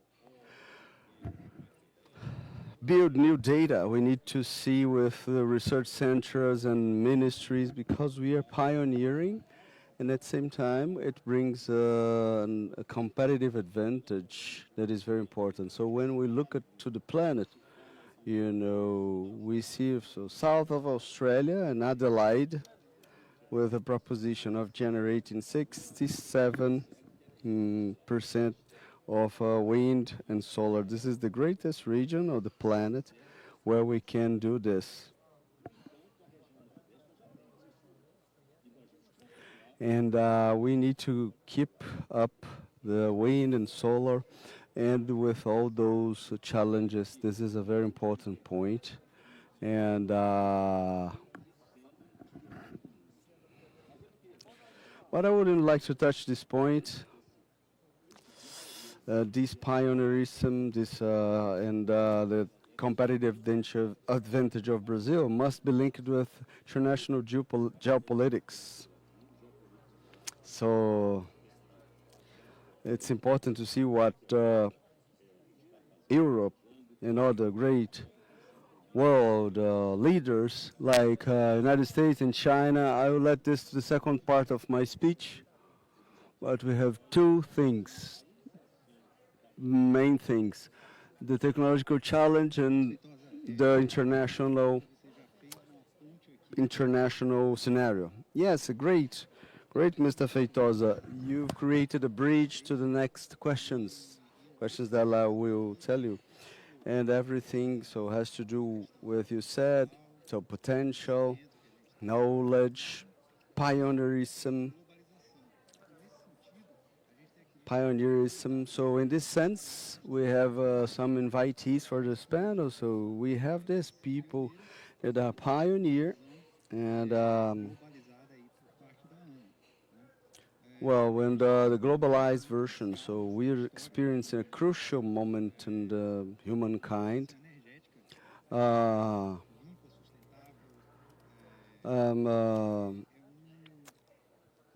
transition, the energy transition is indispensable. So we don't have a planet B. Well, but in terms of planet, we have only one. Well, energy transition is not only a matter of profit, so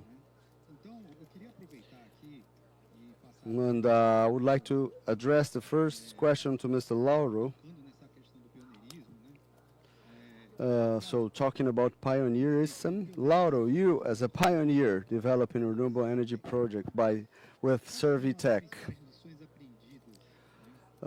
which are the main lessons learned? And crucial for the expansion of this sector. Well, the pioneer, they pay, a great price to learn when no one knows nothing. But we need to be resilient, and we need to believe in what we are doing. Today, I would say that is way easier because technology advanced a lot. For example, the number of people today participating in the sectors is just huge. So technology is diffused, spread it out, and available to everyone. And it's not necessary to do things without previous knowledge. Everything is just available today, and energy transition is inevitable. And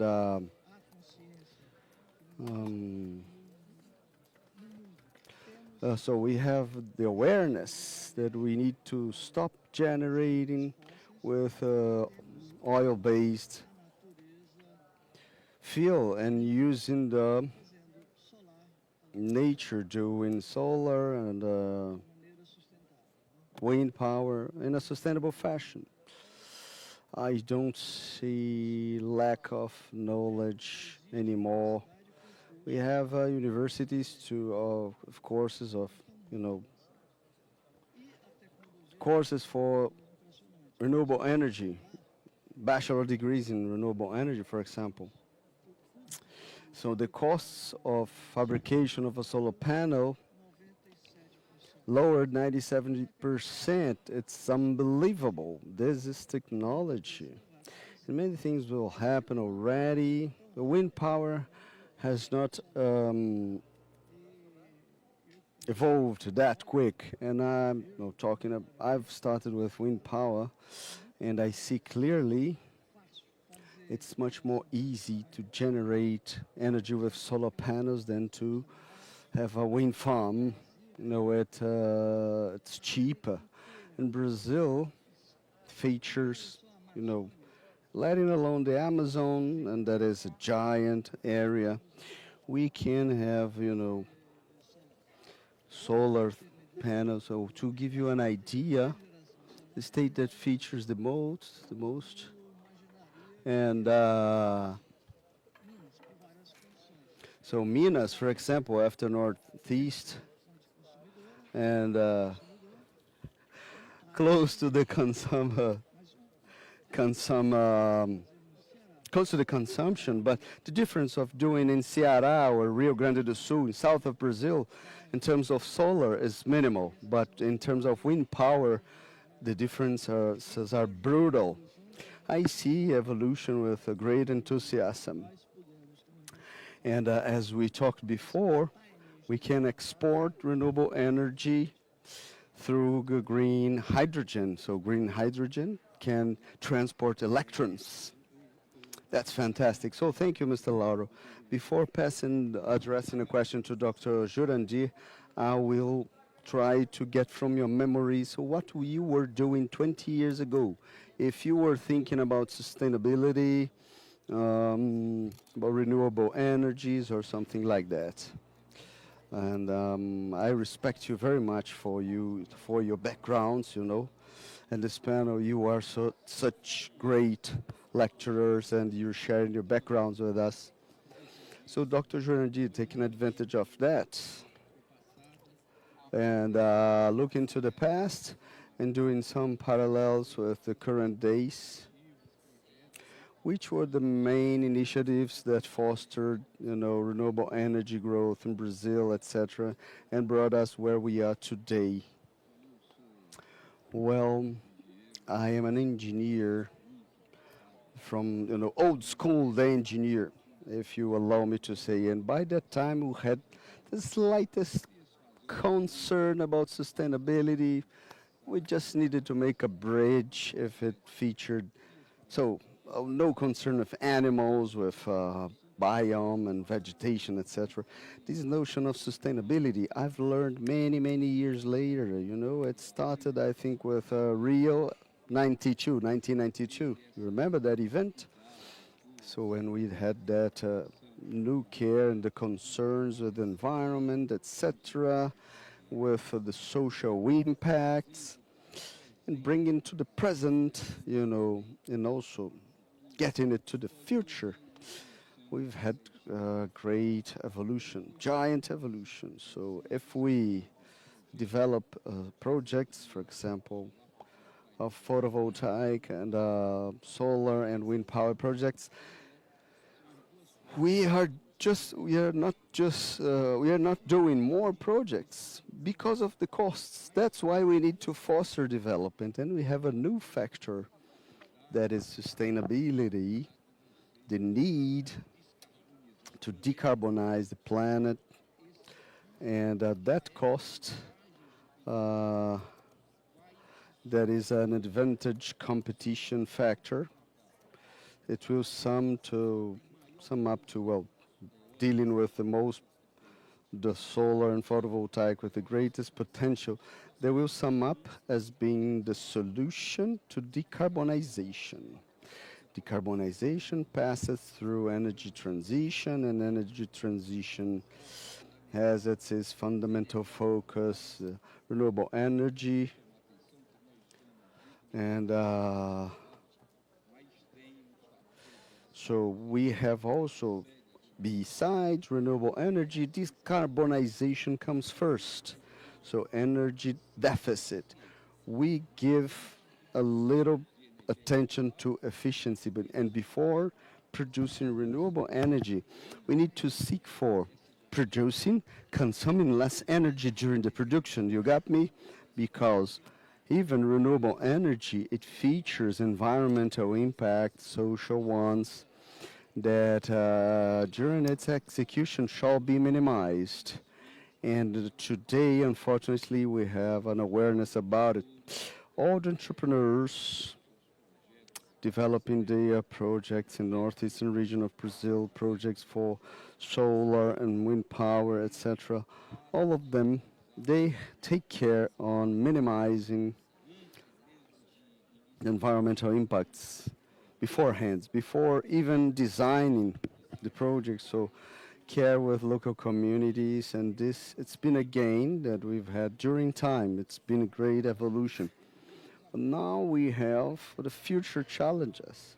May I talk about the future? Yes, sure thing. Because energy sector is much impacted with the digital transformation. So digital transformation brings solutions for you to have the best harness, to seize the best way possible the renewable energies. But we have two sides. We are bringing efficiency, but we have, on the other hand, digitalization. The data centers today, they are great consumers, you know, and it makes that so data centers must be supplied with renewable energy. So from one hand, you have a solution to make things more efficient.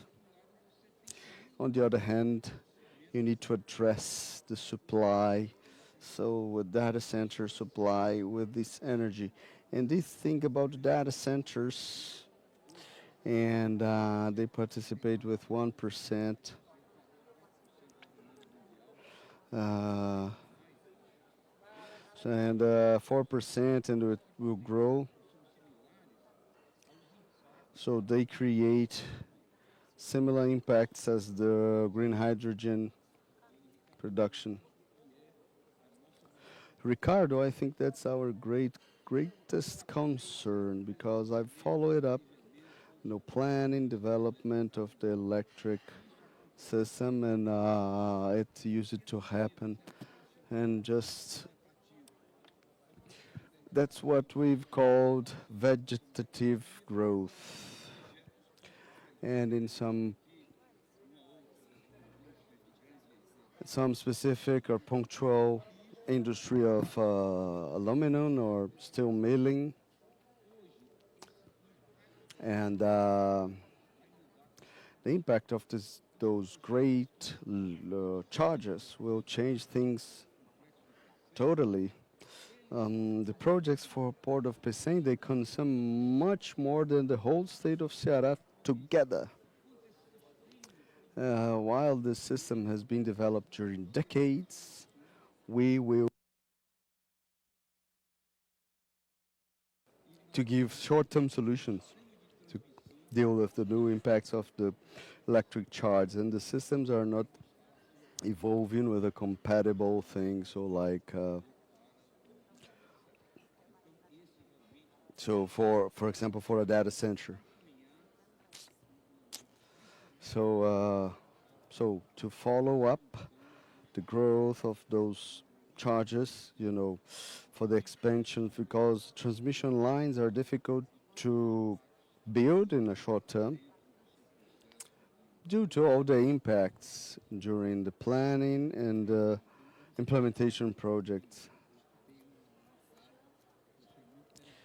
So I've heard something: without transmission, there are no transition. Without transmission, no transition. a great word, puzzle, because I think it's true, right? Without transmission lines, no transition. Without transmission lines, transition dies. So I'll pass the floor to Mrs. Anna for her to give her vision. Which partnerships Portuguese association has been established to promote this interchange of knowledge in the field of renewable energies? How do you see these association, work? Okay, as a member of the World Energy Council, and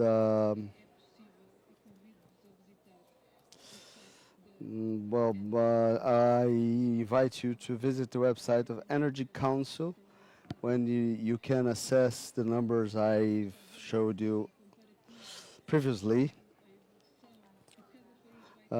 Considering the evolution that each country will have in this energy transition, we need to have these bilateral conversations. The contexts are very, very distinct. And Europe, they have access to energy, a good percentage of access to energy, etc. On the other hand, we've had countries from Africa, with limitations in terms of access to energy. Countries in Latin America, and concerns are different for different countries. The opportunities that each country offers are diverse. For example, capacity of production for and access, logistic access, maritime or terrestrial accesses of energy coming from abroad. Those two things together, they are essential. And to assess the context of the other countries, that's very, very important. We're not doing this alone. Each country is responsible to collaborate on the best interest, We've been talking about transporting, for example, hydrogen from a country to another. And so it's a discussion in Europe in the sense of building a pipeline that could allow the transportation of Portugal, France, and maybe Germany to achieve pipelines that will connect Europe. But there's some issues. The cost of transportation is highly elevated, so this idea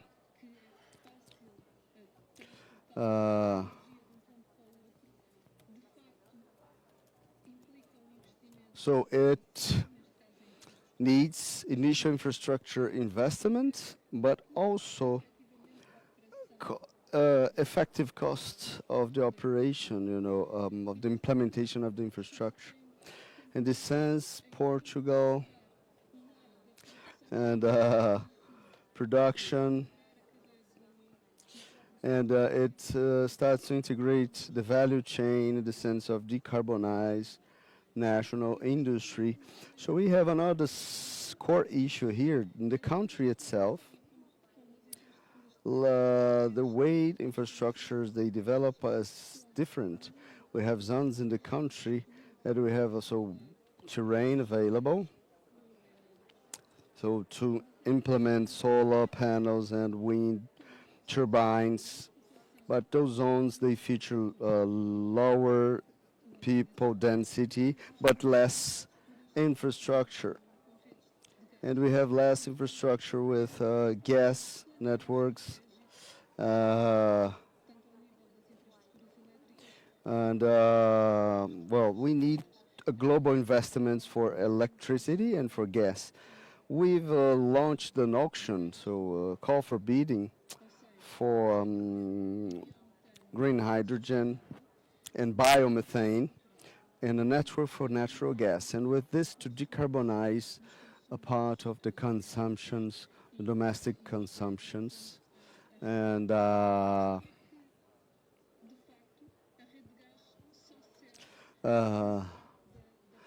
the fact is that we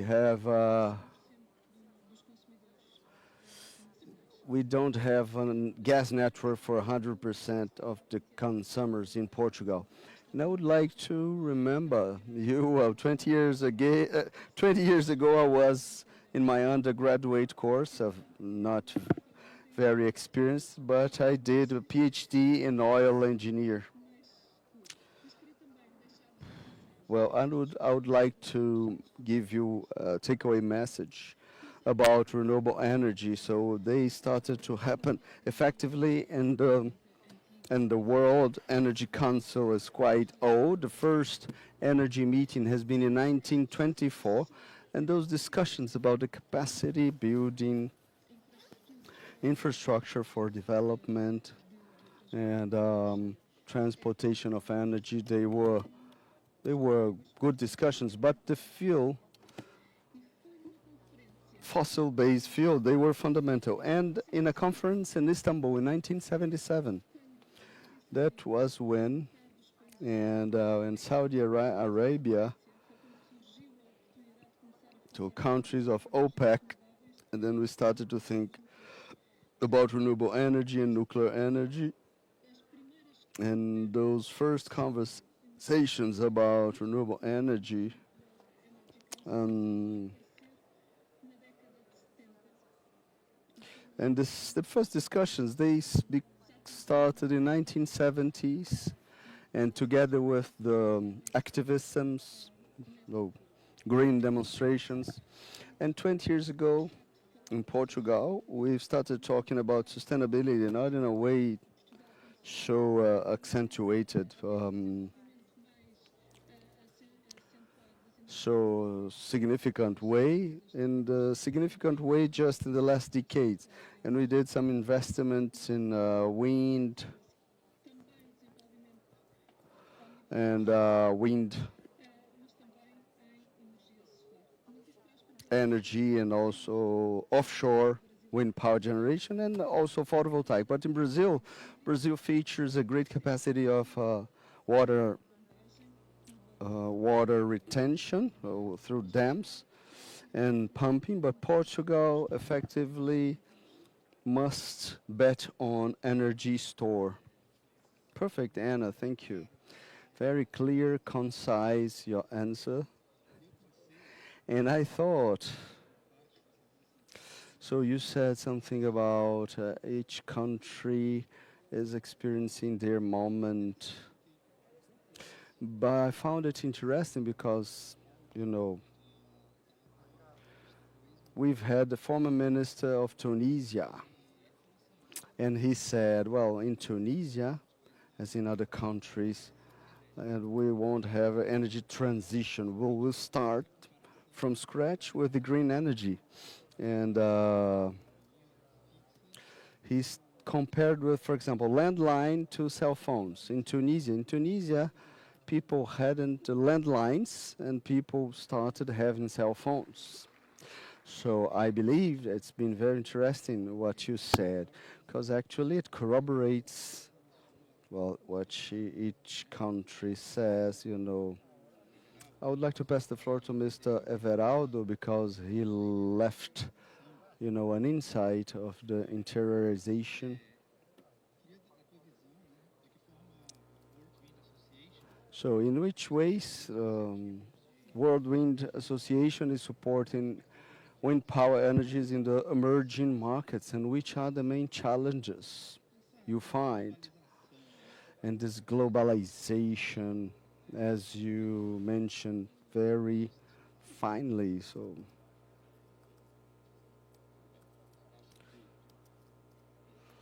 well, I think it's very important to have this context. So each day more, Brazil consolidates as a protagonist in the world. I see Brazil in a more broadened fashion. We have the best wind in the world, We don't have, so that's out of questions, you know. I remember Jurandir, when we did the first measurements of wind parameters, the scientific, not the commercial and industrial, but the international scientific commission said, no, there's no such wind, that's impossible. So constant, so strong. And I've had a meeting in Germany with Alan Swabin. He's been the founder of one of the greatest companies in German, Vob Wind Power in Brazil.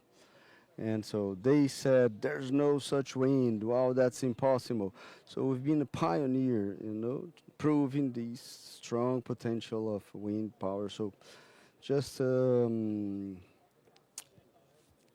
the small digression. We have one of the greatest wind powers, wind for wind power. And Brazil is also a great country to be a leader in the energy transition in the world in terms of perspectives of exploration.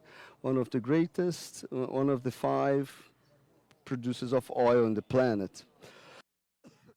Brazil also is one of the great producers in terms of uranium extraction. So we are in a country that features the best conditions altogether to define, you know, to show the way, to show people the way, without being dependent on other countries' policies. And for that, it's important to consider which one is the best exportation product in the United States. Today, the best exportation product of the United States is oil. The United States exported last year almost 230 billion of oil. And when I say oil, I mean so refined one or gas, raw, etc. The greatest exportation so is 240 billion reais. That's the pathway we need to consider when talking about energy transition. Well, I have the elected president. For example, he left the Paris Agreement. It's all about oil, and so there's no other way. And like that acts of U.S. inflation, giving subsidies for renewable energy, etc. That's the greatest reality. On the other hand, what do we have? I will mention those numbers. 204 billion of exportation revenue generated. The greatest exported company in the United States is Boyd. Boyd is the greatest one.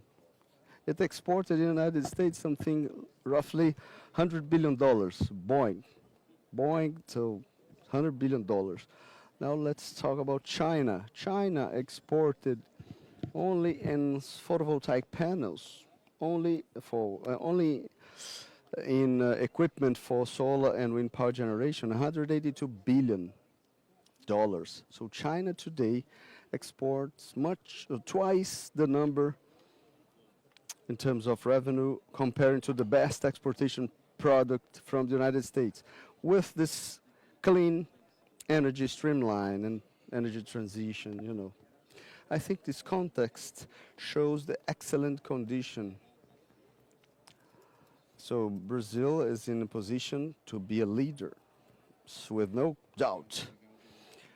Thank you, Mr. Feitosa. And I will have another question, so I will divide one question between 2. We're seeing a scenario, a current scenario of this chain, of supply chain that is a little bit okay. We are looking to a scenario where we have curtailment. We have big companies leaving Brazil, talking about wind power, etc. We're seeing other projects, you know, great projects about hydrogen. How do you assess the current scenario? You know, positive, optimistic, with a suspicious mind, So what is your impression in terms of this scenario we are experiencing? So so just to have an idea of where are we, so do some reckoning on this new scenario. Well, the demand of Brazil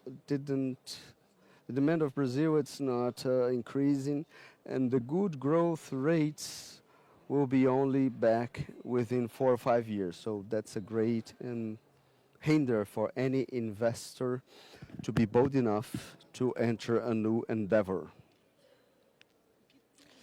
So what everyone is doing is trying to find alternatives for investment.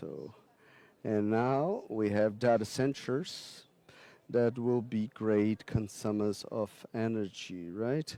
To give you an idea, Ceará is privileged because we have 17 submarine cables and 2 other ones under implementation.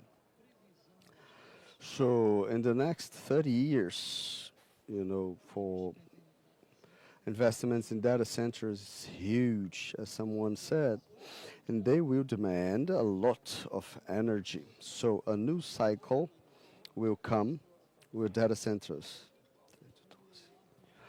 The current moment is very critical. With this curtailment, with the OMS, the WHO, they have the right to cut so some institutions, they have the right to cut the energy when we have excess of generation. It's been causing great harm for all the new projects. Regardless the owner, no political influence, no friendship, it's to everyone. So the investors, they are very, very apprehensive and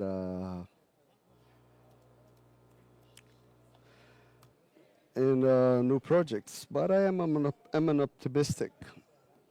My nature is optimistic, and for data centers we have ongoing projects and implemented ones, and we are having a new cycle for renewable energy demand. Dr. Jurandi, please. So with the same horizon in mind, I would like to highlight that the great alteration that we could see in our energy matrix was the introduction of the distributed generation. This distributed generation, it reduced a lot the demand for great plants and parks. It affected the market, and the most affected market was of wind power generation, because solar photovoltaic advanced much more. The demand is the same, the growth in the market is the same, and the demand from the market has been met with the distributed energy that's been scaled more than the solar plant, centralized one, and the solar competing with the wind power. All this summed up, the reduction on the demand, we see curtailment arriving and is making people crazy, because an entrepreneur to input a great amount of money and not being able to transport their energy, but the solutions will come, because renewable energy it varies, it's like that, it's about its nature, and unfortunately the solution comes on storing energy. Storing energy, so the best solution has been mentioned by Anna, so the reversible plants where you can pump water and you put the turbine for that same water. The best alternative in Brazil, but it's not that developed. And we have batteries, and batteries are a great solution for that variability in terms of renewable energies. And the fuel batteries will be introduced in large scale. Brazil will be it's one of the last countries to introduce batteries to store energy in its system, and it will come in large scale. And for the entrepreneurs to plan the production of energy, and the number of batteries to store energy, and to plan the delivery, avoiding unnecessary costs for transmission and for operation in system losses. It will be a great transformation. And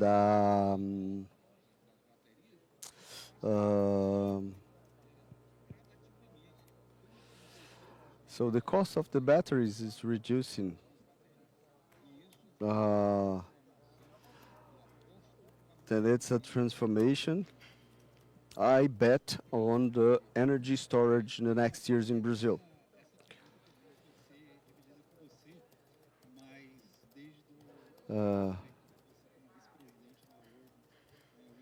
So you, Feitosa, as Deputy President of World Association, how the entity is looking at Brazil in what regards wind power?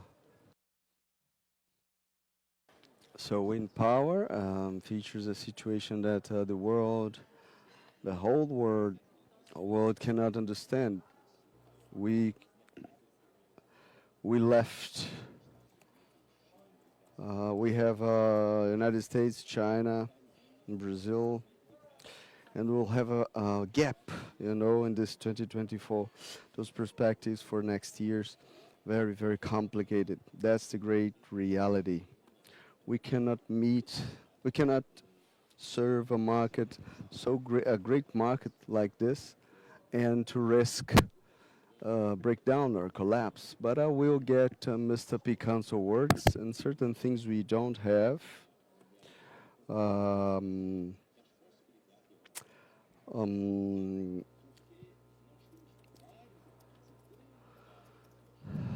So we have several places for producing wind power, because not in the coast, because the coast wind farms, they have the thermal wind, that wind that the earth, the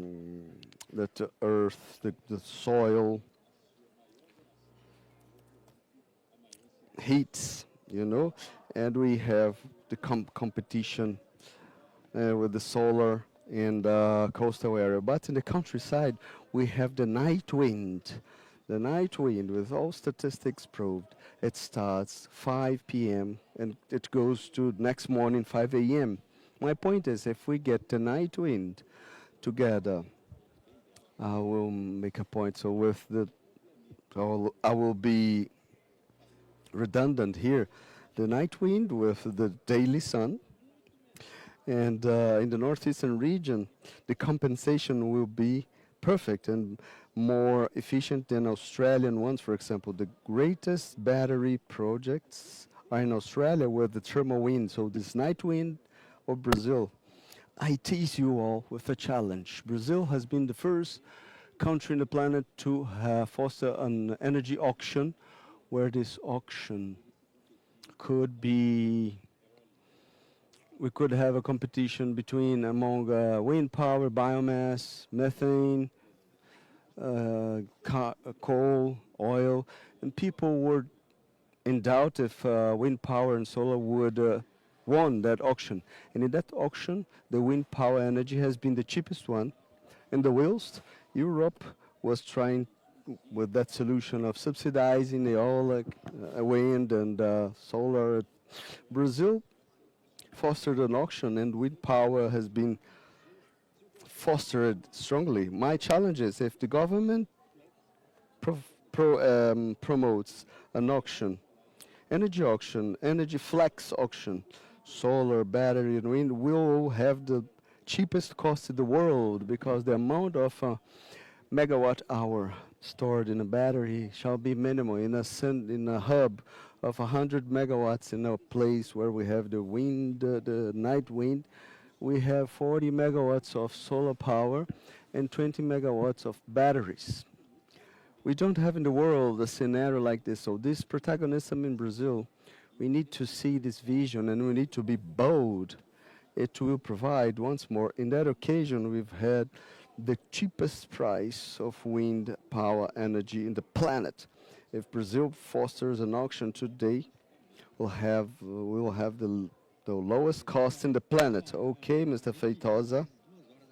I would like to have 2 more hours, but organization says that I have 5 minutes. We have only 5 minutes. So I would like to thank your final remarks, please. If possible, a message of how do you find, the future. This sustainable energy future. So what do you think you can do? Something quick just to finalize. And I would like to start with Anna, with her final remarks. Essentially,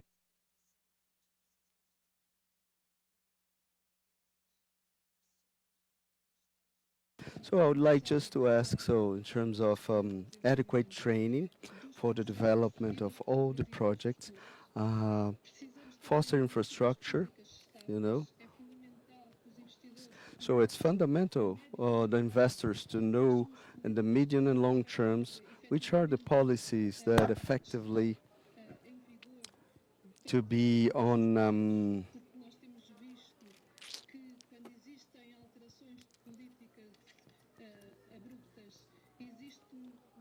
to be enforce all the policies and laws enforced, because we have a lot of red tape that delays project implementations. And on the other hand, I would like to say that we need to verify how the consumers are looking at that transition. We have a trend to assess from the side of the companies, but from the other side of the final customers, which are customers' concerns. So, and I would like to leave this key message, the stick away message, to pay attention to the customers and consumers' point of view.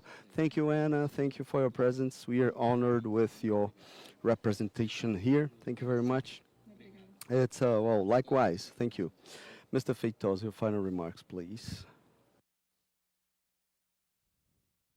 Mr. Feitosa, please.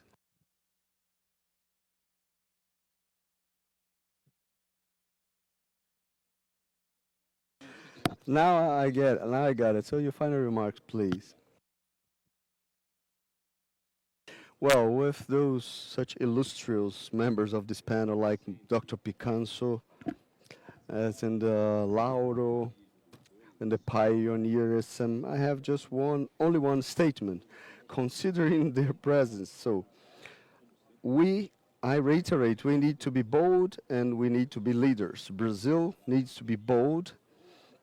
And well, before the pro-infra, for example, after pro-infra auctions and etc., all the challenges, so to lead and to be bold, that's the key for the future.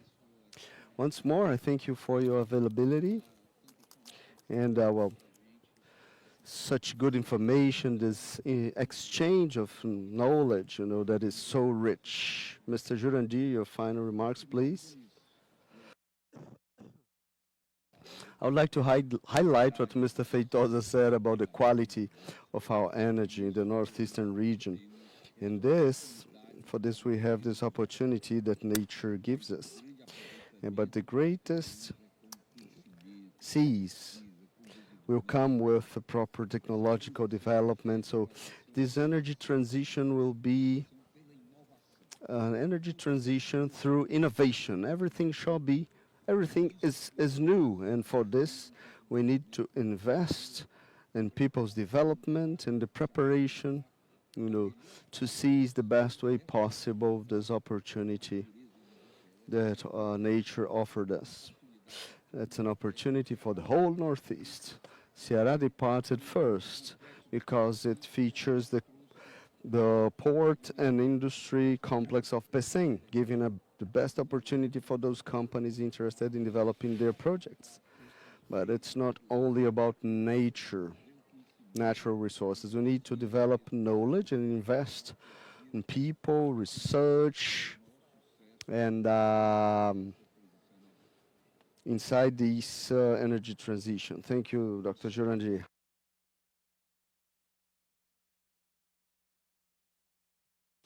I'm an optimist by nature. So what we need to foster is we need to marry private initiative, academia, and private sector. Private sector, academia, and government. With those three, those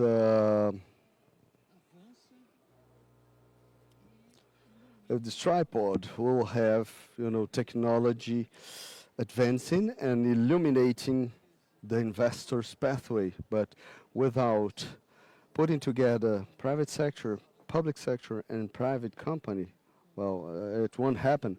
Everaldo has been one pioneer. I've fought a lot.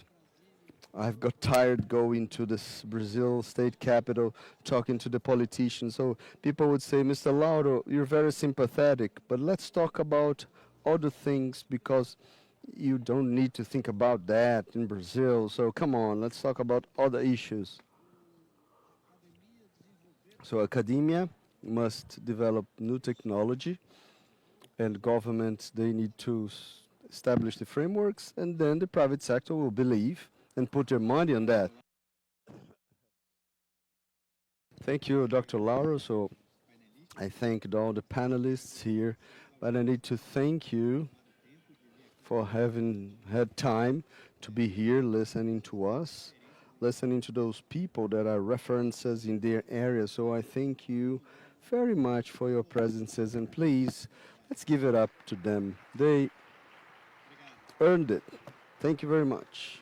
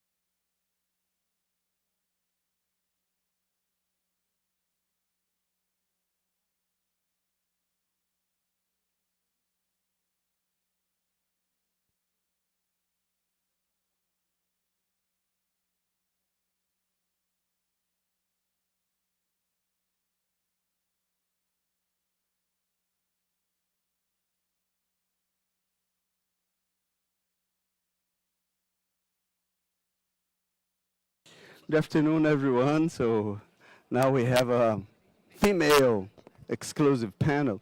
So, and besides we four, we have Mrs. Virginia in Spain. Oh, Virginia, can you hear us? Great, Virginia is helping us. I'd like you to, when we start our panel, sorry, we have different time zones, but I would like to make you at ease, please. We can start talking about our panel that is energy and tourism, transformation of the destinations in a sustainable fashion. So please, we give you the honor to start our panel.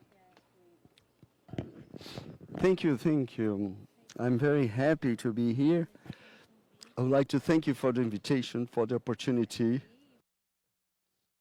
Unfortunately, because of the time zone, I won't be able to be with you to the end. It's such a pity because this subject is very, very interesting, but I thank you for having given me the floor first. I'm the coordinator of tourism program here. I work with the climate change agenda and the circular economy. And I would like to start giving you some good news. Maybe you already have had those news. And from the Banco Eco 29, our sector, tourism, has made history for the first time. We had the celebration of the Tourism Day. Tourism has been included officially in our agenda. And as you may imagine, we spoke about energy transition, obviously. And one of the main results of this reunion in what regards tourism has been the election, the realization of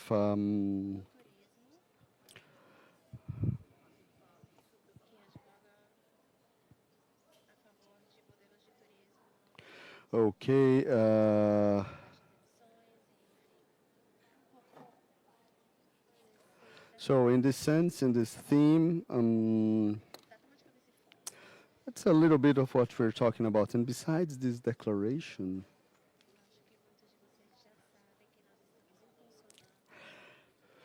so we are fostering since COP26 and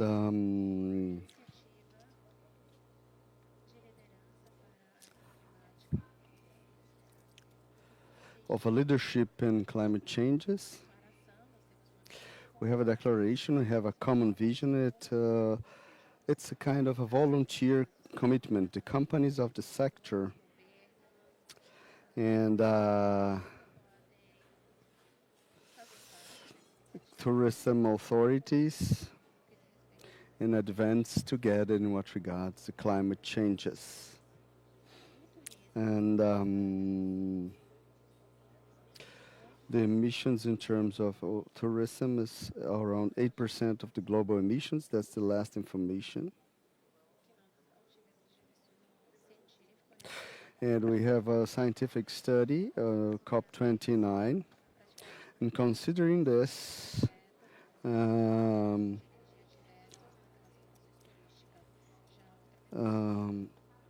in the other half,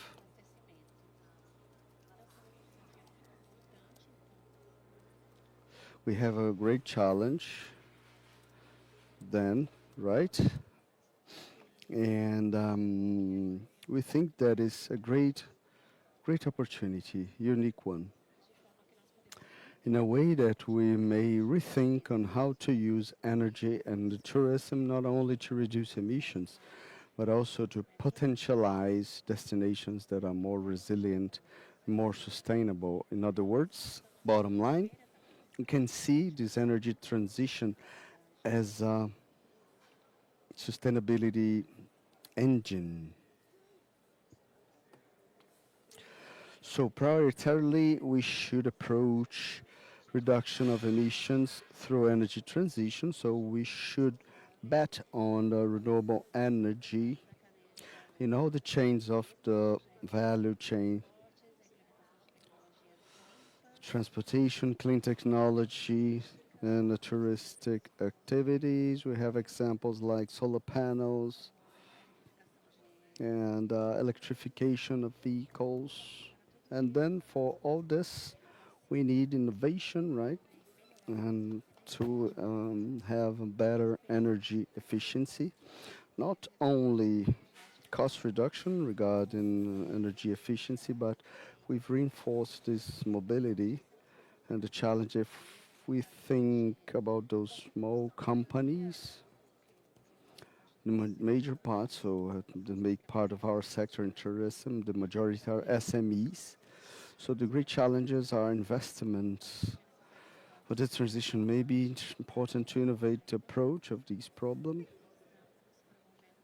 We are promoting collaboration measures for that, fostering so collaboration and demand from the part of small companies can create scale economy for those investors.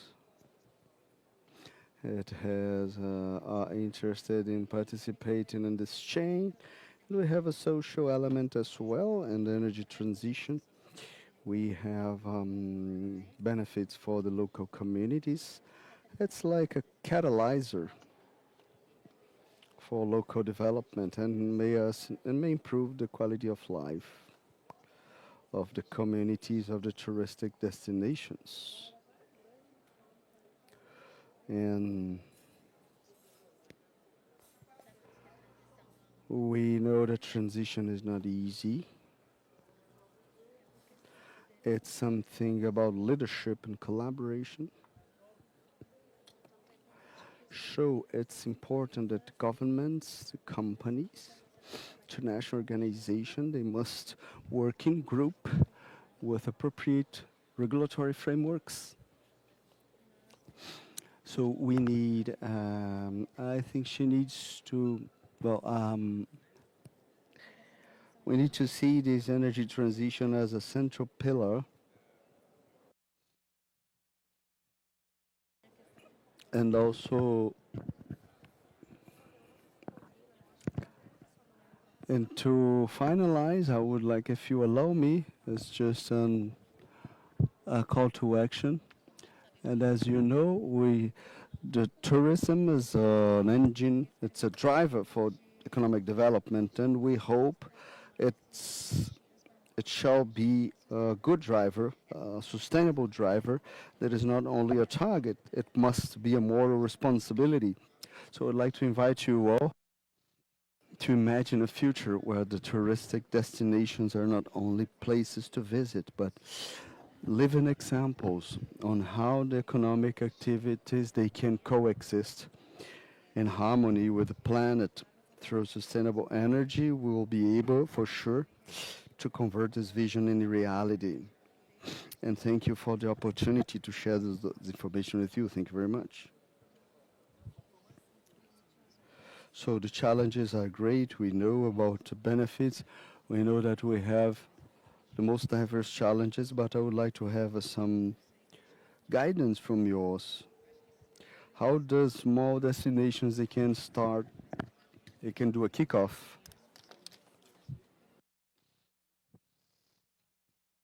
You've been very happy.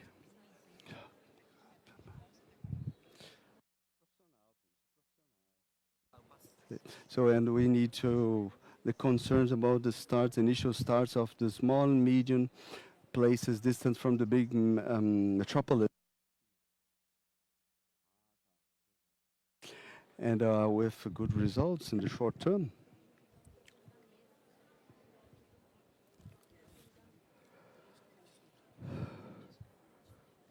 Good question. So we must more synergy and synergy between policies, local policies, and SMEs.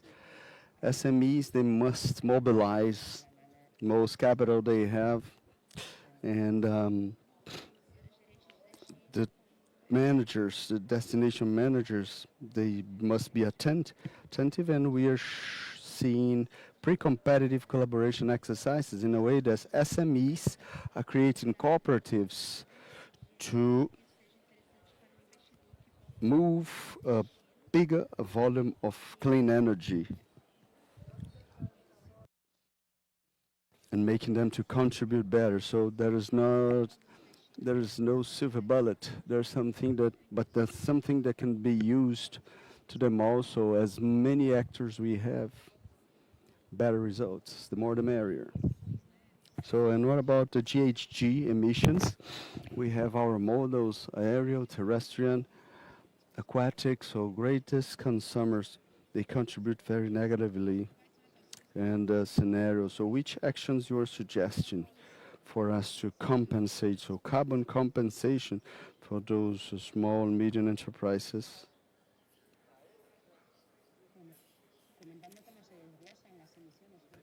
So the local emissions. So always we're talking about GHG from tourism, we think about aviation, right? Think about the flights, like that difficult thing to talk about, the elephant in the room. That's the new novelty when we look at the domestic tourism emissions, when I talked about 8% of emissions.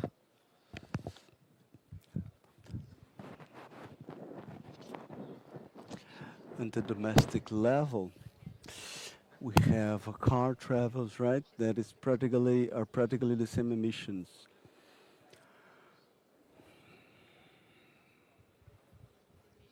And we are taking lots of measures regarding innovation, destinations, and that's it. We need to do electrification of those fleets. It's a very complex theme, and since the Declaration of Glasgow,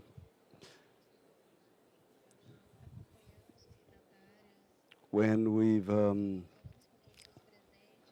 followed up all the signatories, and and we've had this initiative to forward as a group, and following up this mitigation and compensation as a subsidy strategy. First of all the emissions the most as possible, and try to do compensation like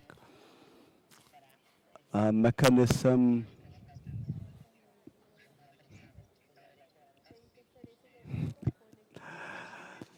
So we need to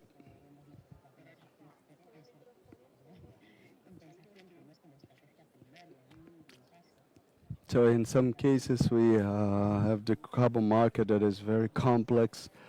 We have lots of different types of qualities about credits. The type of carbon credit is that we can buy. We have high standard credit. Certified by good reputation third parties. So, and that was in the first week of COP. We've had the agreement, the Article 6 of Paris Agreement, on the Paris Agreement. We have this article of the Paris Agreement regulating the market carbons. And not only the market carbons, the carbon markets, the volunteer ones, but also the carbon markets between countries, sovereign carbon markets.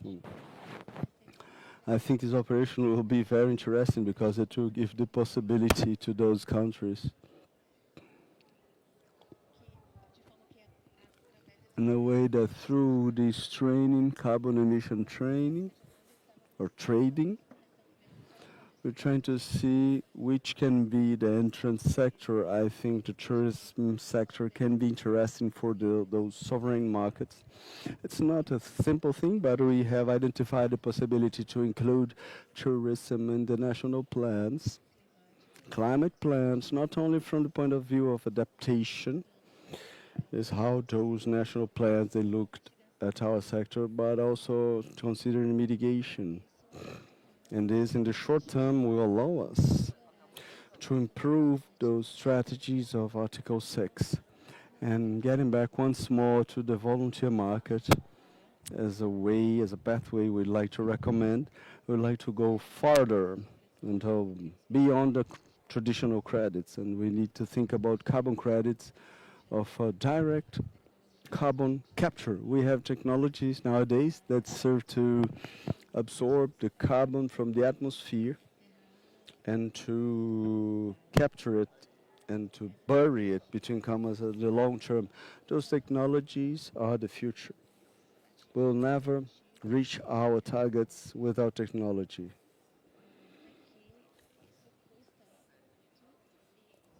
Problem is, it's very expensive and it's complicated to use those carbon credits. So we need to keep advancing to generate those demands, for them to be more accessible, and to do this mix between traditional compensation, like for example, reforesting through measurements like this. But it's in a summary, it's what I had to say. See, as we have in Brazil, on a great territory extension, we have this look to SAF. The feel for the flight companies to have some reduction. So once more, I thank your collaboration to our panel, and if it's possible, if you will, keep up with us for listening us and until you need to leave. Now the next one, talk a little bit about our panel. We'll be learning a lot about what you have to say. Learn a lot with what you have to say. Thank you very much. Thank you very much.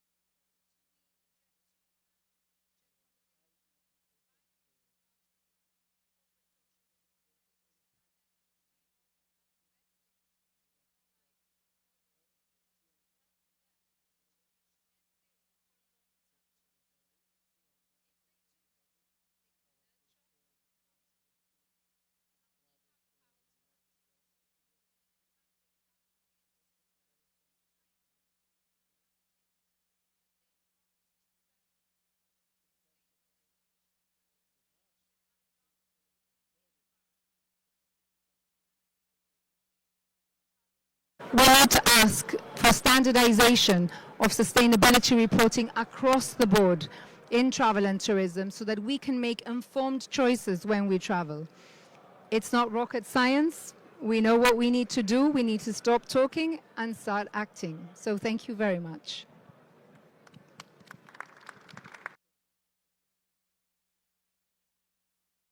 I would like to make a compliment. So when you said Gibraltar, you've mentioned the Marine Reserve. And today you speak about the rotation of the touristic destinations, but it's not been easy, right?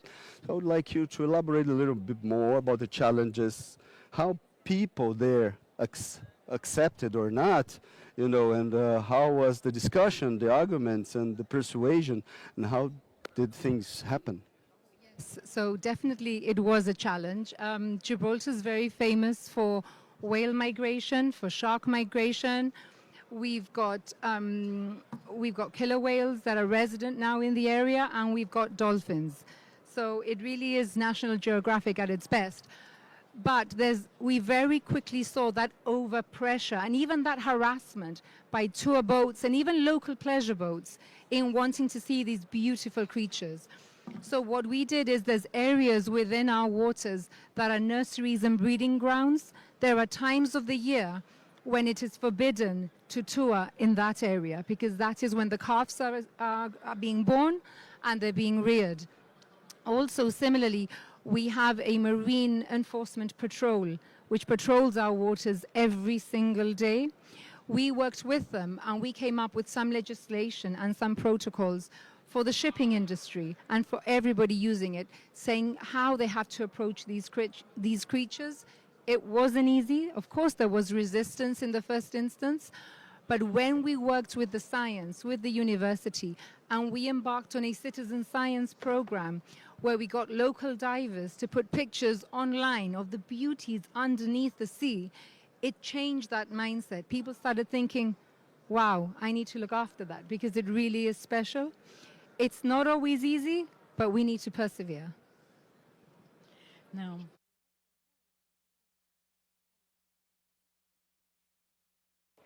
Perfect, thank you very much. And now I will share.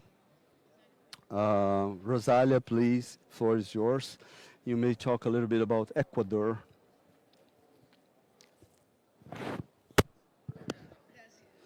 Thank you very much. Good afternoon. First of all, I would like to thank the possibility to participate in this summit and soon. So we've talked a lot about tourism as the industry without smoke, without chimney. So, but first we've discovered that tourism features lots of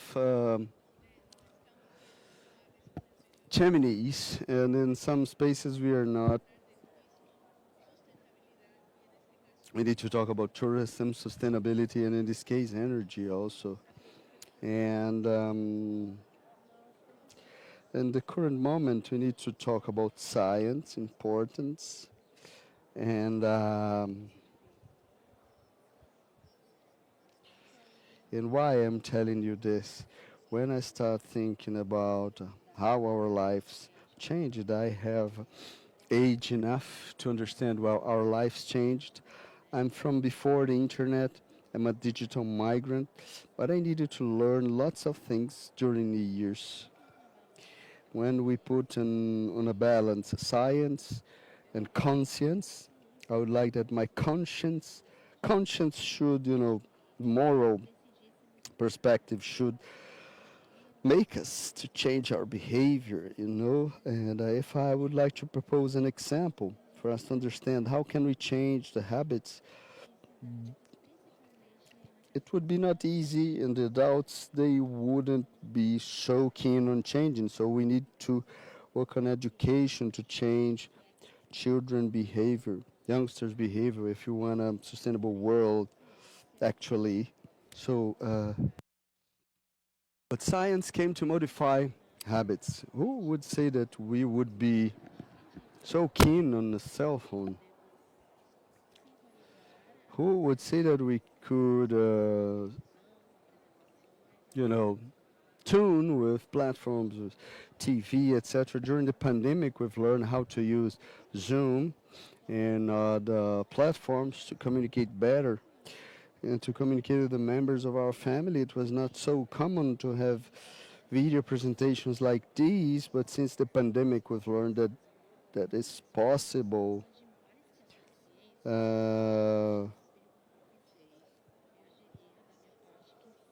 so science maybe do more than conscience, but we have a new technological device because we've decided to change and the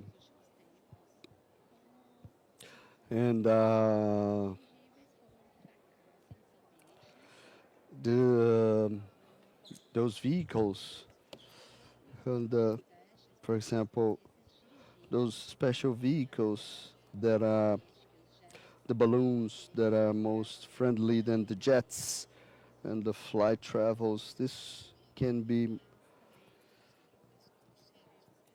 but we see that those we're talking about dirigible, right? Airships, but we have all the vehicles in terms of amount of fuel and because of the waste it generates. Great cruisers with the greatest cruise in the world, they are making with sails. So the Orient Express will cross the seas with sails, sailing and not with engines. Well, so it would seem like a romantic idea from a novel, but it's a reality now. So science is advancing a lot, but clearly we cannot let conscience aside.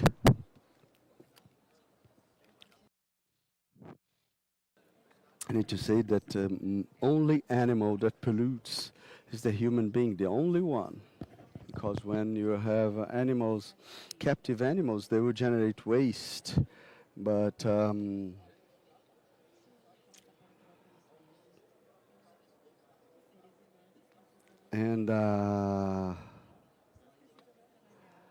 we need to understand that the animal world, it's not strange for the touristic industry. It's the generation of trash, garbage. How much garbage it generates, how much,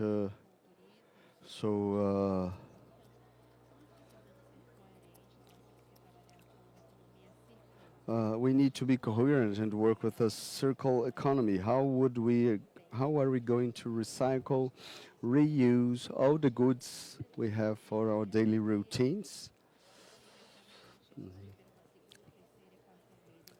That can be it can be applied in the touristic world.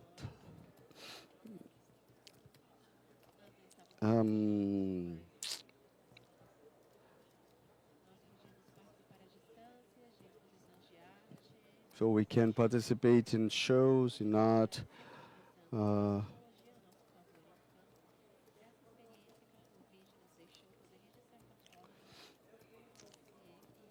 So the COVID experience let us a legacy, and we have all the pathways. On the other hand,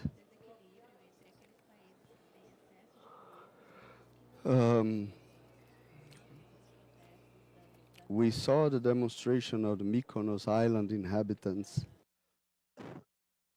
in Santorini as well, but we saw the demonstration in Barcelona, Canary Islands, telling that we don't have any more tourists enough because they are ending our way of living. They are polluting, not only talking about physical pollution, but also sound pollution.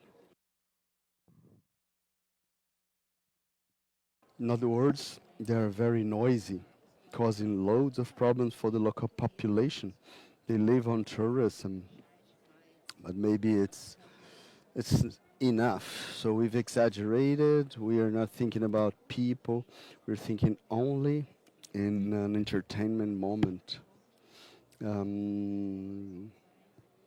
must think a little bit more than conscience than science. Let's think about a less hedonistic world. And let's think about to be more conscient, to propose a better world using in a better fashion the resources we have available. Thank you very much.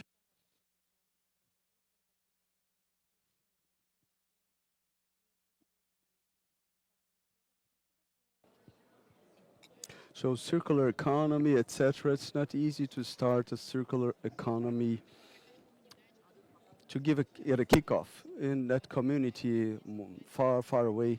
So circular economy, it's nice to use in small, medium, and large communities, but the kickoff, talking about public policies, what can you say in terms of public policies versus circular economy?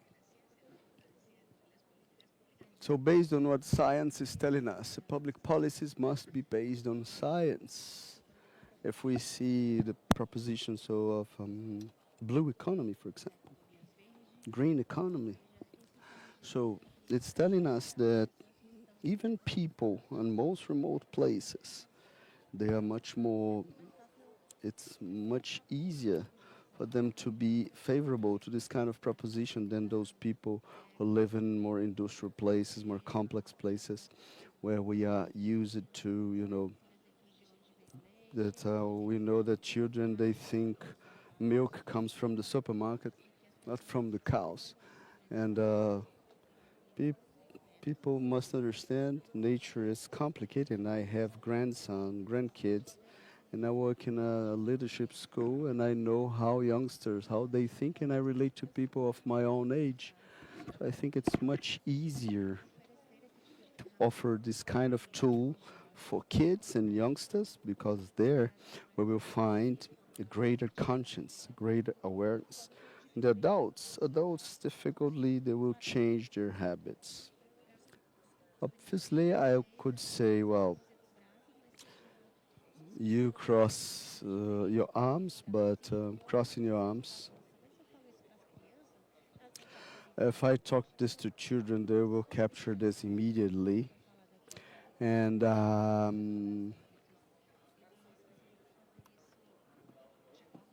we need to do this in quick fashion.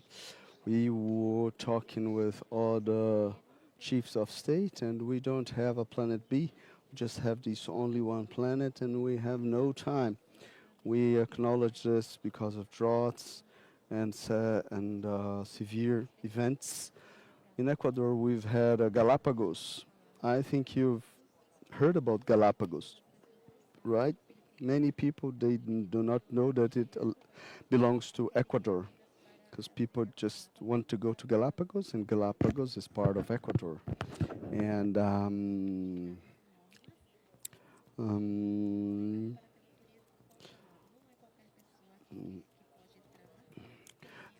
it's a controlled place. We have a certain number of people to enter Galapagos every year. It's respected. And we have a laboratory as well, I believe the best natural laboratory of the world, where Darwin developed the evolution of species theory. There is tourism, but it's a very controlled tourism. The number of inhabitants that enter is very controlled. No one can get anything from nature. So they must leave everything at the same place. So no animal, not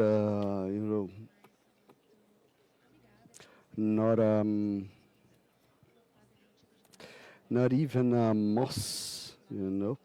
It's easy to get by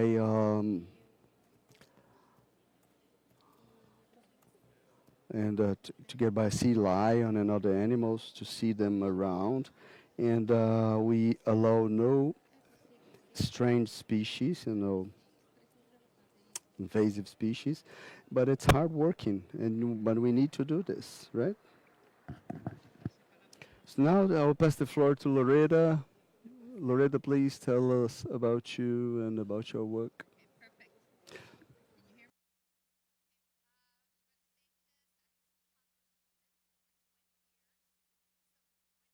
Every year, every week, I would fly between two very big tourist destinations in the United States.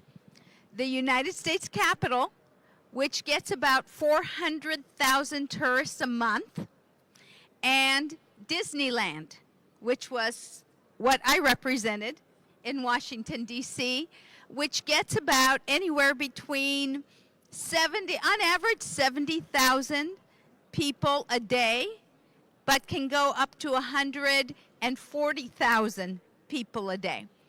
In fact, as an Anaheim resident, we have a special number we can call to find out what the expected number of people are at the park at Disneyland to see whether we want to go or not. So 2 tourist destinations. What did we do? When I was in the United States Congress, I worked with Disneyland to do renewables. To Anaheim, the city where Disneyland is, decided in 1950, that they would have their own electrical generation system. And one of the biggest reasons that Disneyland was put in Anaheim was because Disneyland needed consistent, reliable energy to run its rides, its lights, everything that it has. So we have our own electrical system. We don't rely on somebody else. But because of that, we have a lot of ability to work on the energy needs that the entire city needs. With respect to renewables, we've put in a lot of solar renewable. If you're from Southern California, you know we have sun about 340 days of the year, more or less. We also did all of our plates and papers, and we used to use plastic for people to have water bottles, for people to have to eat.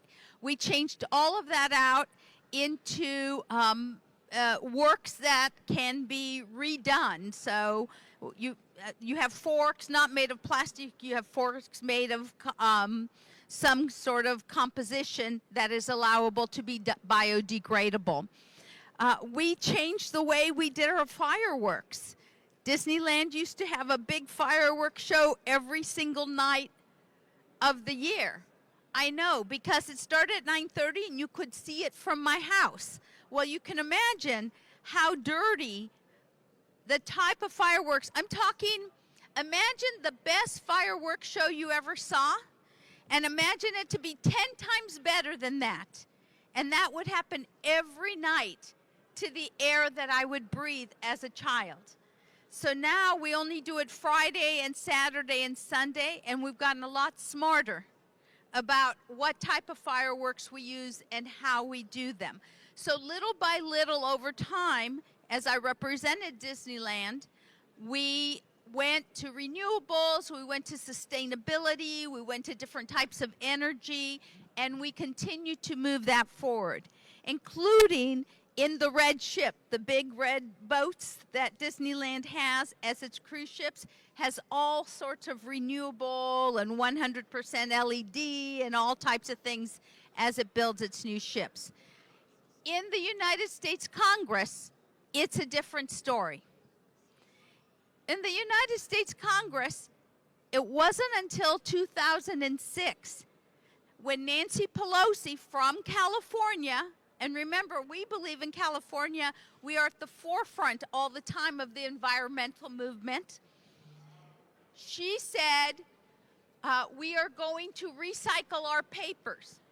In one day, in my office, you cannot imagine the amount of paper wasted, white paper sheets, the type you use to put your presentations on, etc. And all of that was going to landfill. Nancy made it a rule, with the help of the Democrats voting, because we were the majority, to have recyclables for aluminum, for plastic, for our white papers, for our newspapers, and then, you know, for trash. And this lasted for 4 years. And when the Republicans took over the House of Representatives again, they took away the recycling program. And today, there is still no recycling going on in the United States Congress, a place that has 18,000 workers and 400,000 on average people a month coming to visit.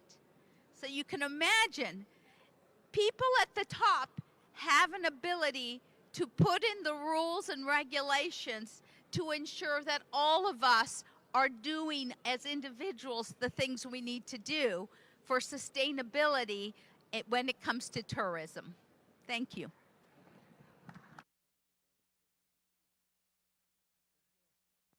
Just to confirm and to complement this thing about the supports, political supports that we need to integrate each day more. The activities, you've mentioned examples like big metropolises, but a small community, talking in Brazil, about Brazil, for example, underdevelopment country. How can we reconcile and demonstrate each day more the importance of public policies to bring the House of Representatives, for them to understand the necessity? So we are a little bit delayed. We need to recover time, the time we've lost now, not looking only, that's something we must recover, time we've lost, and how to do this with greater agility. It all comes down to education. It really all comes down to education. The younger people in the United States are the ones pushing for the green agenda. Now, they push in, and I said this yesterday on a panel, they push in the mind, they understand that they believe my generation ruined the planet and that they are in a very quick timeline to try to recapture our Earth back. And so they say this, but at the same time, do they practice what they say? A lot of times they don't. It's more expensive. It's, it's more expensive to the individual, not to the collective body, right? What we're trying to do is solve the collective body. And so we need to, and we do this every day in the schools in the United States, in many of the schools, at least in California, because we are a green state and we're constantly pushing to green. I know that the curriculum, for example, in Florida, of a home in Florida, does not talk about ecology, about, we have no recycle program in the home that I have in Florida. The governor, DeSantis, does not believe in climate change, even though we were hit with 5 hurricanes just 2 months ago, one right after the other, that destroyed some major portions of Florida. And some say those areas that were hit by the hurricane may never recover at all. Even though people want to move back, they may not recover at all. So we are on a race, and I think it comes down to educating everybody. I know I do some pro bono work with the Vatican, and one of the things we're doing is to raise money for a 24-hour channel worldwide to show the documentaries about what is happening to our world. So even the most uneducated can begin to understand the individual steps that they can do to help our planet.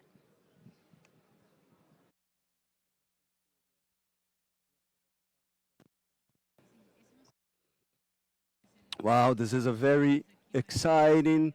If I could, I would stay the whole night talking about this. So Loretta, Lisette, and Rosario, I don't know if Virginia is online, but can we do our final remarks? And I leave you my deepest gratefulness because you are here.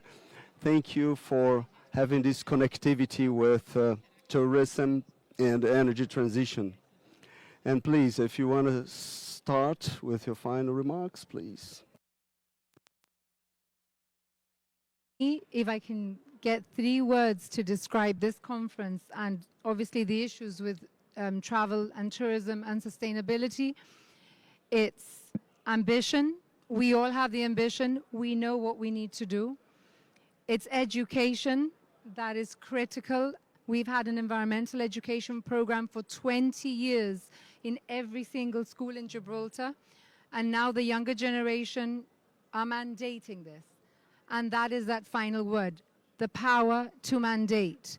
It is up to us to put the pressure in the right places and find that symbiotic relationship and say, yes, we want tourism, but not at that critical expense of our beautiful ecosystems. So we have to mandate from industry, and industry has to mandate from us.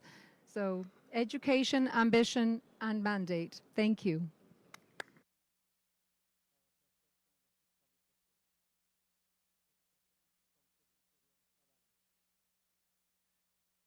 In my case, we need to think about three things. One is about a legal framework that is adequate in the countries and the local governments because it's necessary. Without that, sometimes we just feel handcuffed. And education unavoidably is fundamental. And the greater capacity of listen and call to action by all the stakeholders, people in the field and in the territory that must act, in a very certain fashion to achieve a sustainable tourism. And I would add up something else. When we talk about tourism, tourism is not an island. Tourism is developing in our countries, and for that, it's part of a whole set of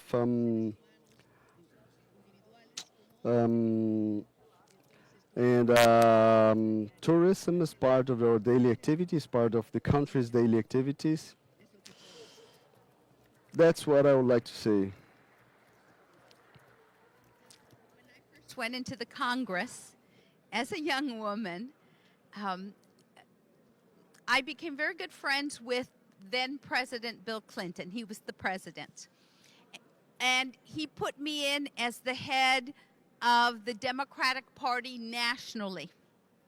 So for 2 years, I spent a lot of time in campaign, in raising money, a lot of time with him.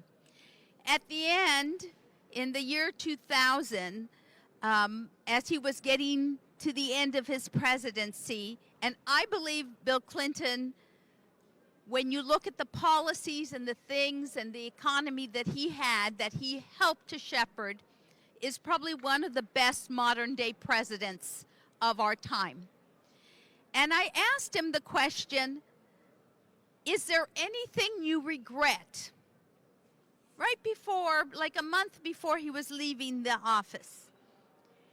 And he said to me, Loretta, I didn't dream big enough. I didn't dream big enough.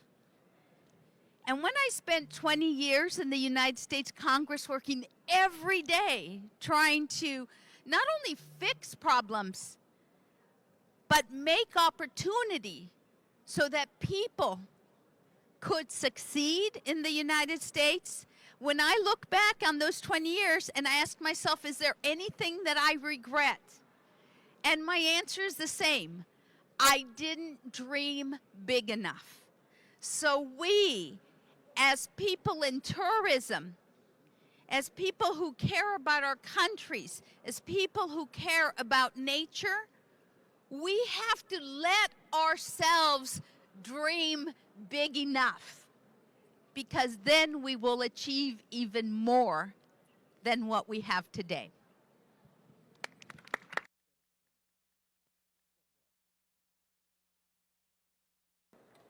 Thank you very much.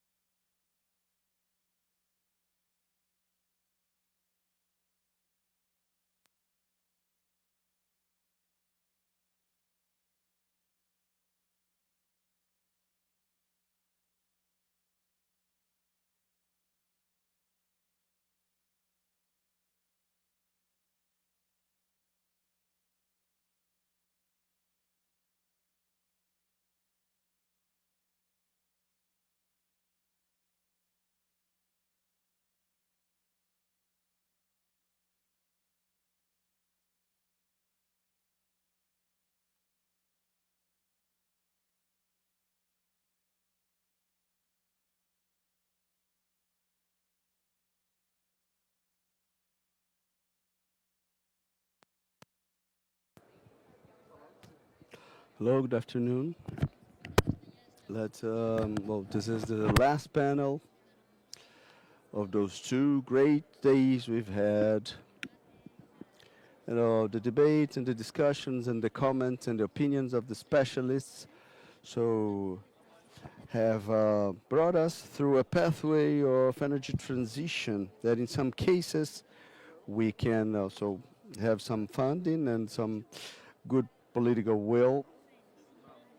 What would occur if we arrive to this point, waiting for energy transition, and we have the clean energies and the sources of renewable energy, maybe those who drives our life as in the energy sector. So, and if we arrive to this point, is this inclusive?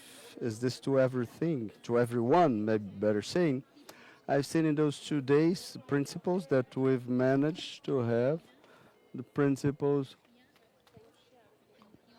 energy, inclusive, and some.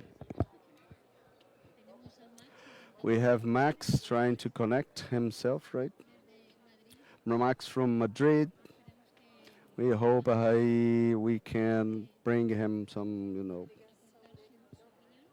his opinion. And, and in the meanwhile, I would like to introduce you my colleagues on the stage.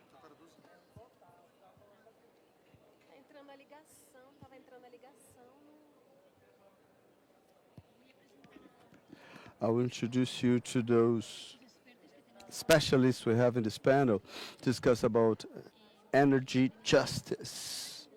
We have Tiziana Queiroz. Let's start with, I am the former president of Exton Technology, based on Brazil. So we'll have some light, put the spotlight on about which different options we have, or what can work, what is not working.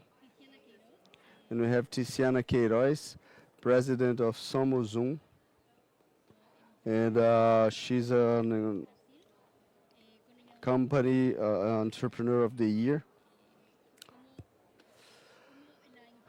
And how the inclusion in the society. We have Max here. Can we hear us? So, what a great joy to have you. It's a pleasure to greet you. It's a pleasure to me to be in this worldwide conference that is repercuting a lot. Thank you, Max, to get to us, to this panel. Thank you for your time. From Madrid, are you on Madrid? Yes, I am in Madrid. I've been, in G20. I'd like to congratulate Brazil, always the protagonist of great agreements. I would like to be there, but I am very well represented by you. Thank you. Thank you, Max, my friend. Let me introduce you, Roman Rodriguez. He's an entrepreneur with lots of skills, and he's the president of Global Gift Institute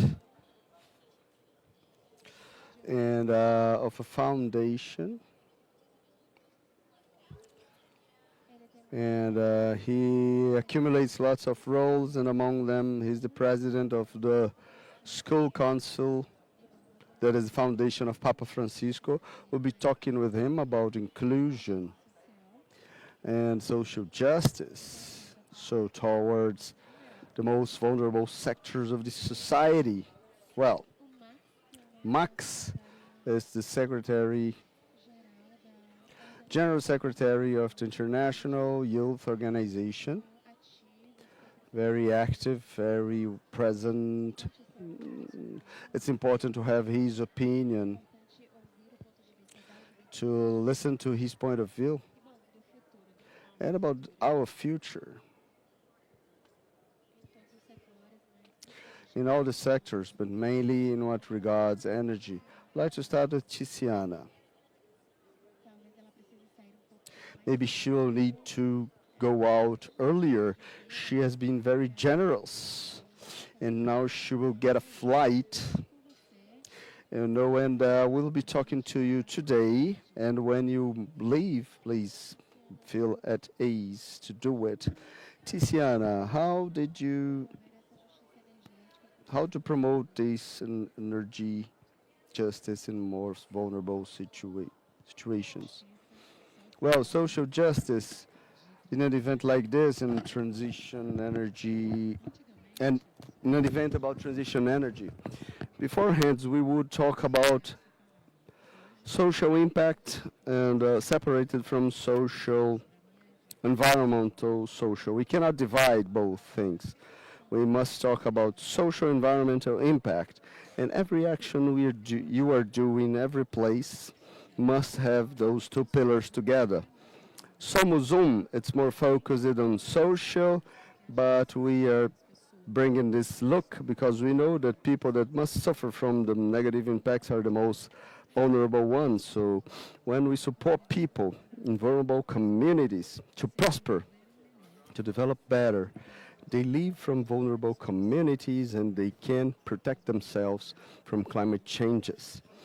And what we've been seeing a lot is this look on how companies that invest in energy transition, that are super important to contribute in this place, how we can bring social things together. We at Somos when we act, we need to take a look of the surroundings of the solar plant or wind power plant, what happened there, so Quilombola and which kind of vulnerable communities we do have.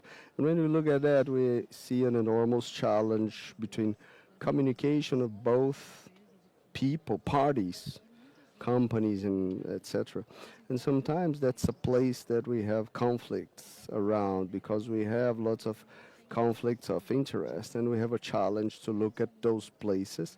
We are actors on how can we transform regions of conflict and in places of collaboration and looking at those communities. Look, we have so nothing about us without us.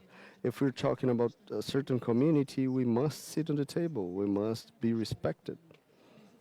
We must foster the history. So we cannot put a fence on a certain beach and leave community alone, impede the fishermen, to do things. And Somos has been acting in this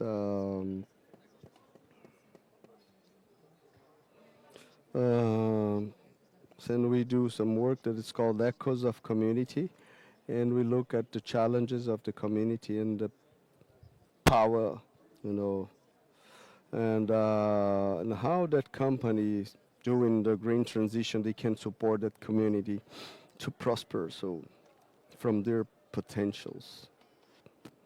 Yeah, it's fundamental to listen to and to have participation,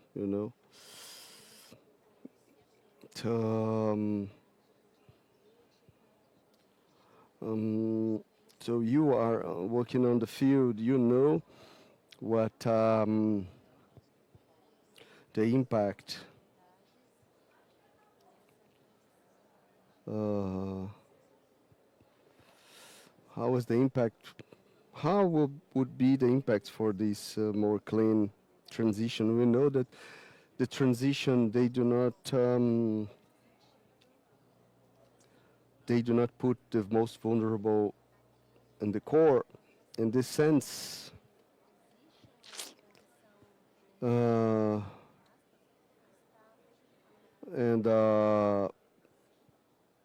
when a transition is harming a community is complicated. So what happened in municipality of Aracati? It happened, the wind energy arrived, for example, and we have houses creating cracks in the houses, the old houses of the fishermen. And they've put a fence, and we've had sexual exploitation against women. The workers that would work on the operation the implementation of the wind farms, they would exploit women, and they would them pregnant. They would leave them pregnant, and their sons, their kids, they would be called sons of the wind. So we must assess the situation of the community and impede the harmful consequences. Sometimes we have a wind power plant, and the surrounding community, they have energy, or they cannot connect to the grid, or the energy is so expensive that they must choose between buying groceries and buying energy. So it's not only that, oh, we are doing our part in the environmental, but what about the social, the impacts? And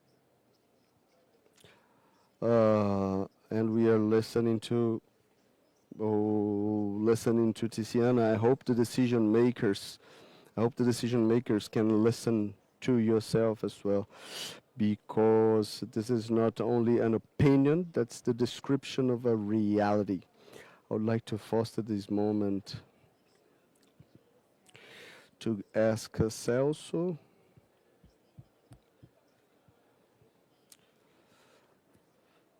I'd like to ask Celso from the private sector, and as a member of the Innovation Committee, as I would have from Tiziana, we know that the communities, they do not receive energy, and they're not harmed if they have from the renewable energies. But which technologies are key to change the energy infrastructure, wherever, so either Brazil, either any place in the world. So really, I would like to thank you for all the opportunities to try to understand, to respond, to answer. So I had the concern to look at several of the initiatives, Luz para Todos, so electricity for all, a Brazilian federal government, and other programs in Germany and Spain. Many situations I've observed around the world, and during the last 3 decades, most fascinating thing was looking for all the efforts necessary. It's fascinating, the main thing. So everyone try how I'm going to do this inclusion in a fair way, in a fair fashion, and bring in everyone together to a better solution. And the most interesting thing, all the answers, we arrive to this thing. So to plan integral, inclusive, economic diversification, assertiveness, public policy, social justice, environmental justice, awareness raising and education, sustainable funding, metrics and monitoring, etc. So very common standards. I think that's something funny when we talk about social justice and inclusion, etc. Everyone asks the same question, and apparently everyone arrives to the same responses and the same things to do. And it's much interesting, the last 30 years people are doing this, and decade after decade, year after year, it's each day more difficult to have some results, and when we have good results, these are results that are questioned each day more. We ask if they are sustainable or economically feasible. This leads to a funny question. So we are passing through an energy transition from point A to point B, from a reality to another. Second thing is that we are experiencing several realities most recently. So many of you we live in a world that is volatility, complexity, and ambiguity, etc. And now it's a word bunny, so frailty, uncertainty, lack of understanding, anxiety.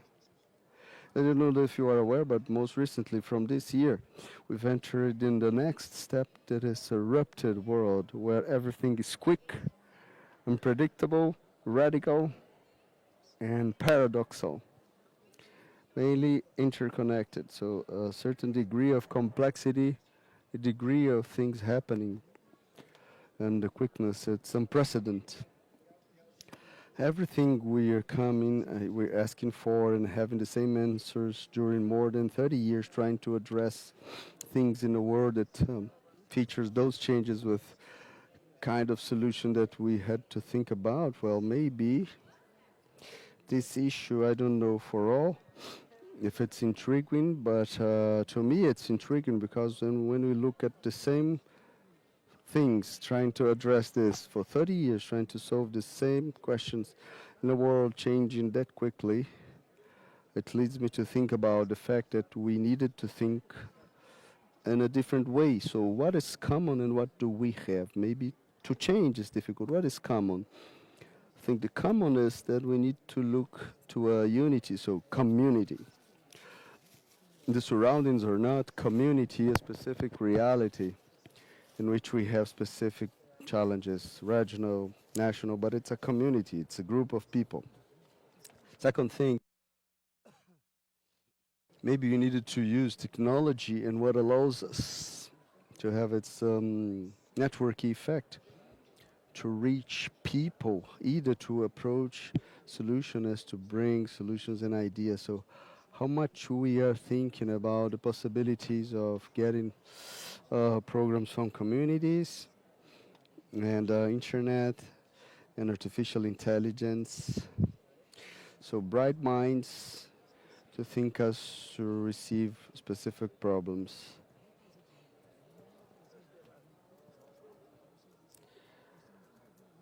So we have a problem in that specific community using this network effect and the capacity to connect, to integrate, and to bring collective intelligence. With bright minds, we can try to solve a problem of that community. For the first time in history, we have this possibility.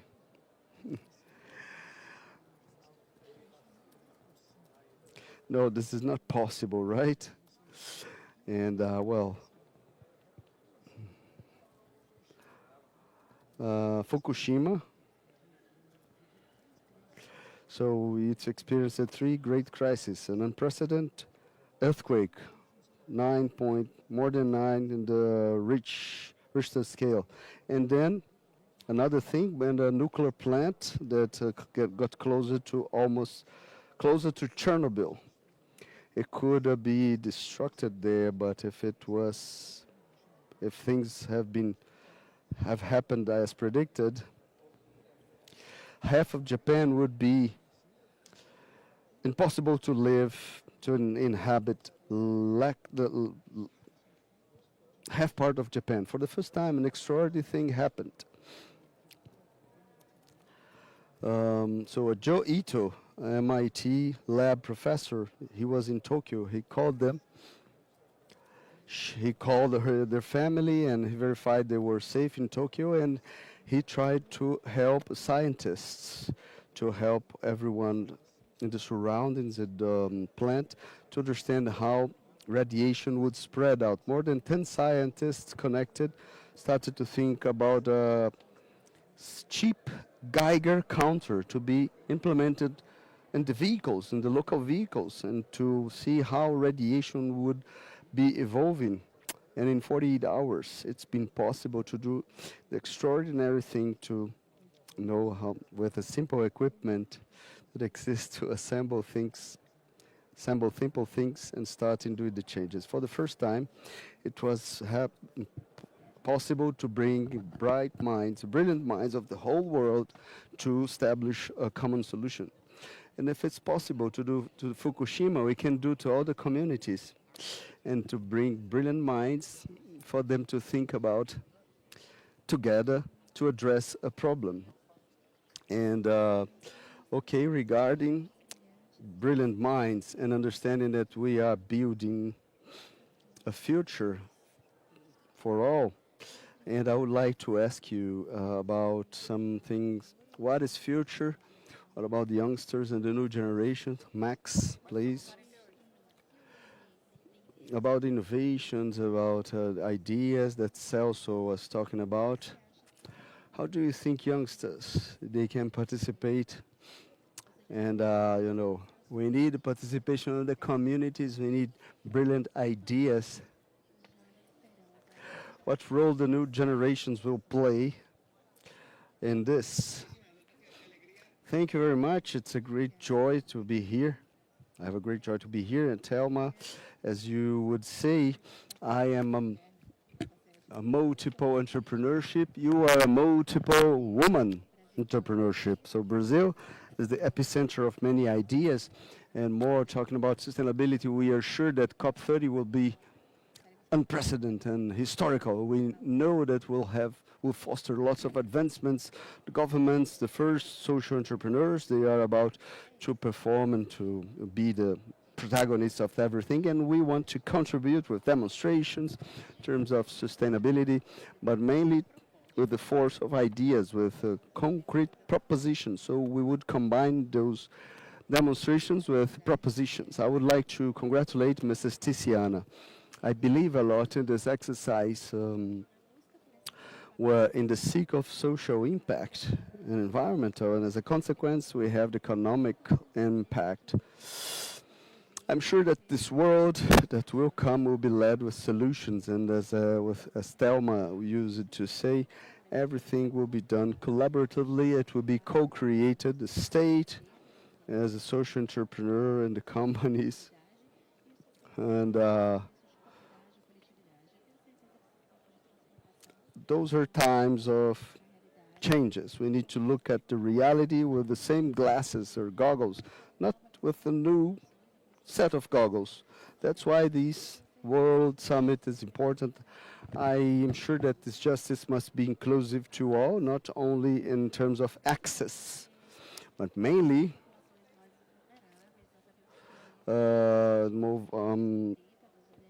we have these SDGs for 2030, but this importance of youngsters in sustainability. Youngsters are changing the scenarios and generating ideas, propositions, and a series of elements that can benefit community and address loads of those challenges and create a series of strategies. So I bet on innovation, and if I'm not having myself explained, well, a country like Brazil, youngsters are of great importance, and not because of their idea, not only, well, with this new look, this new exercise of innovation, they will impact us. I'd say this not only for energy or sustainable energy, but for water supply, access, etc. The world features not only one problem. Well, those who had the solution for ancient problems, they would have the world prize. So youngsters, they come with ideas and with innovative solutions and leading the way for this transition to happen, and for this universal access and sustainability as water, etc. will happen. I know we are passing through times of transformations, and we're leading these through solutions, and the youngsters are the most affected, because youngsters are those who need to do what the previous generations did not. They're proposing solutions, proposing sustainability, so that's what we like to say to them, and involving the ideas and the social entrepreneurs. And obviously the youngsters, the new generations, they are active part of finding a solution, of doing part, being part of the solution. In this sense, I would like that Mr. Roman and would tell about this initiative. So from Papa Francisco Foundation point of view, and with the schools and inclusion, etc., with all the religions, all the sectors, all the social classes, and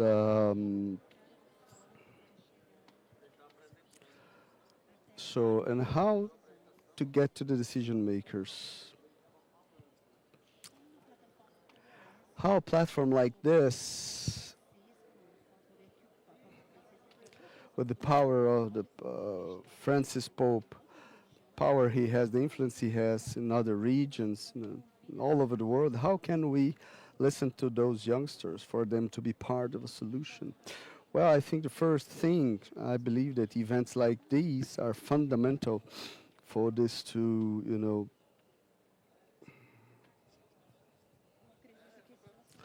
I believe if we've been capable of including those two chapters, the Declaration of Ceará, a concern in terms of energy justice, we are giving voice to the communities and to youngsters, because events like this may raise the awareness, right?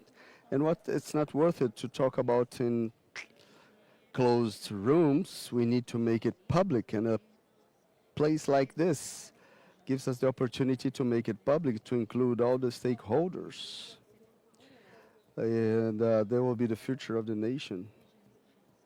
And answering your question, and the foundation is a layman foundation.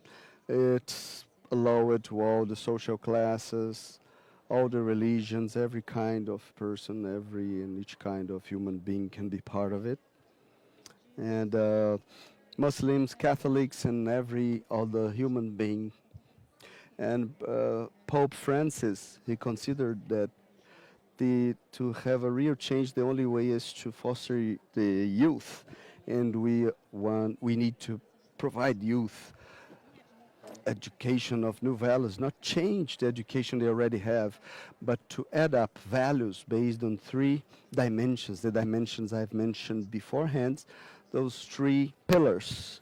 A youngster like today, they cannot live without technology, without sports, without teamwork. So through all this, as you said, our foundation try to keep youngsters on track. And other bodies we work with, like youth, other youth organizations. And well, it's important to have allies, because we may talk about them. And that's what we want to talk about it. We need to give voice to youngsters. And we have international observers. That is a company presided by Pope Francis, great leader. And this way, those youngsters will be allowed to transmit those messages for the decision makers. And for this, we've reunited, and they may deliberate over the solutions. And in this specific forum, that specific matter in terms of energy justice is a concern, a clear concern. Pope Francis has it in mind, and he defends the house of everyone, and our house is earth. So, in the while we do not, why we are not, why it's not possible to move to other planet, we need to keep this standpoint. So, defending our home, that is earth, this justice is vital. Today, 700 million people, they do not have access to energy. It's more than 10% of the world population. If we're not aware of this, we are kind of crazy. How can we leave more than 10% of the world population have access to some so basic utility? Some things in life, they must be fundamental. And it must be a concern of all of us. We are concerned of many things, but we need to care about tap water, energy, food. Without this, those people won't be able to study, and etc., to develop themselves. So in those sessions that what I asked youngsters about their concerns, we all have this energy justice. They have their concerns for the kind of problems they may cause, what this can cause for their future life, for their health, for their future survival. So youngsters, they are aware. Yes, youngsters, they are very, very aware of our program. And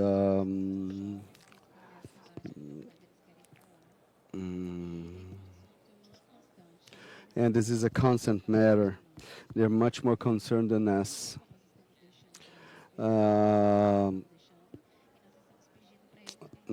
This is the world we're living in, and we're asking them to fix it. They're part of the solution, but we need to help them out. If we don't think about it, because we won't be here.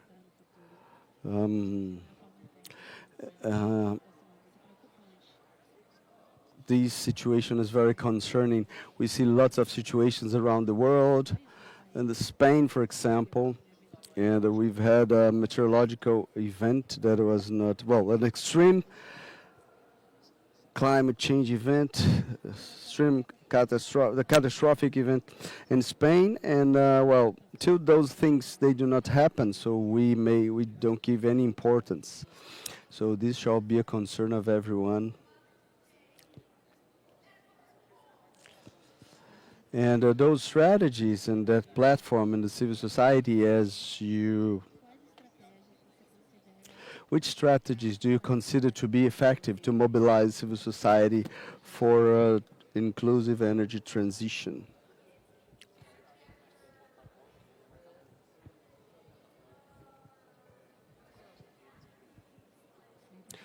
Well, conflicts in territories of collaboration. So Somos today, we do not work alone in no project. Every project we do in partnership with every and each actors and players of the society. We have universities involved, public power, private power.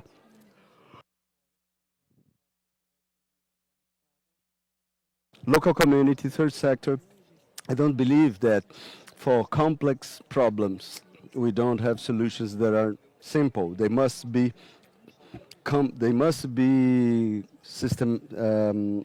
systemic solutions. The problems, if the problem is in the core, and if we may deliver our talents, everything we have available, we may have important solutions. But I would like to bring something that I've remembered, some data about youth. You talked about youth, Max talked about youth. UNICEF launched the data that 1 billion children, they are living in situations of extreme risks because of climate changes. So when we talk about youth, looking at this generation, I felt desperation. We are the last generation capable of doing something to change this. Those children, they won't have opportunity of having a life.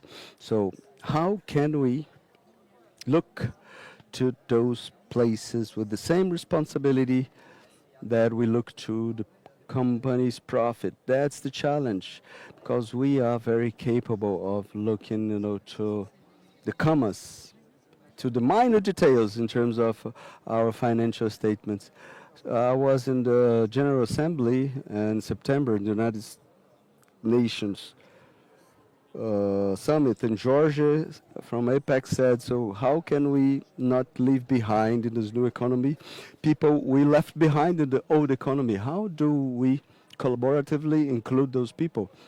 And my hypothesis is that we may have the courage enough to put social impact in the center of the table with the same responsibility and competence that we look to the profit. Because if we do not do this out of conscience, we must do this because of survivalness.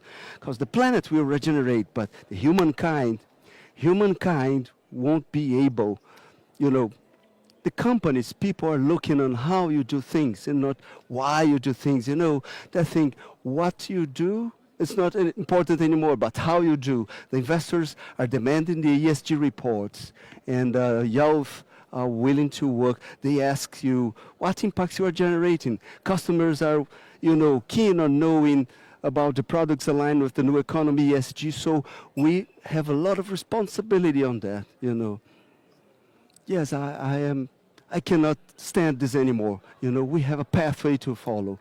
I'm not optimistic, I'm a realistic with hope. We have a pathway to trail, but we are not doing it quickly as we would do it. We need to hurry up. We need to hurry up because, we have the instruments at hand. We know how, but we need to walk the talk. This place of collaboration to me getting back to your question, so it's the most efficient strategy in which I believe, and nothing about us without us. I was talking to an entrepreneur, if inside the industry federation, when they would decide, they would put people from commerce or social organizations, so please, they put only people from industry, and you go into a community, you will interfere in people's life. Do you talk to them before? Do you put them on the table? And how can I dialogue? How can I collaborate with you and not just bother you, not just ruin your life? So we enter into a community and we think we can do whatever we want. Let's put those people, sit on the table to give them voice. You know, we need to give voice to people who are in the territory. Work collaboratively, and I tease you that many billions of money are being moved to energy transition. If we would decide, so 3-5% of those billions to fair transition, invested in social, so how would it be? At least 3%, it would be the minimum. And I'll tease you up for a concrete initiative in finances. Now I'll pass to Max. So Max, what do you think putting people in the center of the discussions, etc., and multilateral organizations like several agencies?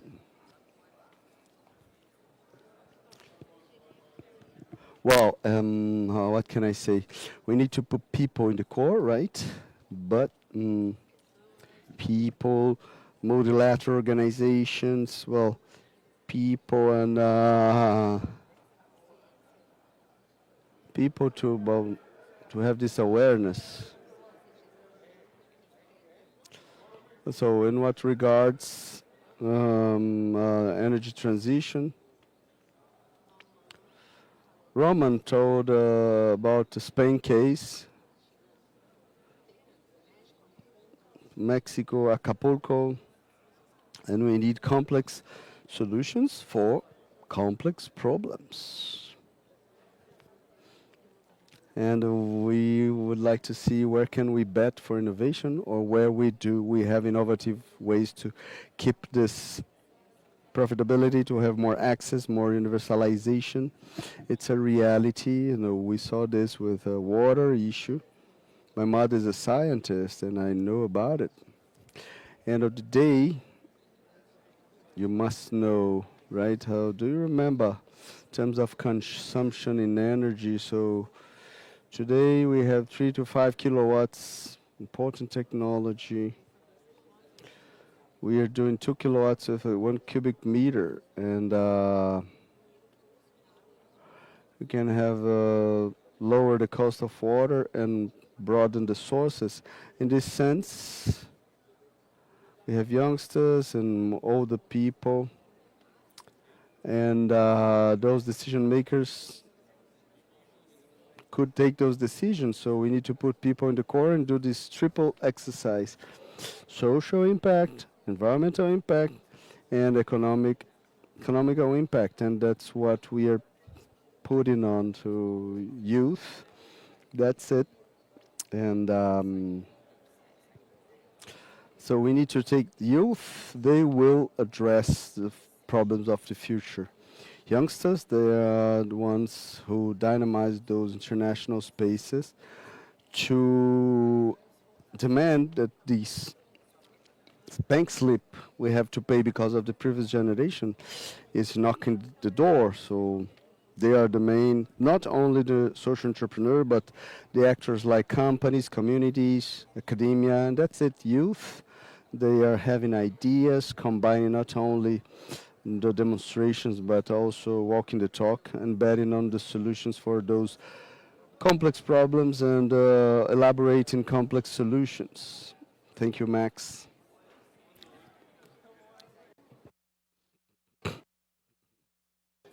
I would like to listen to Celso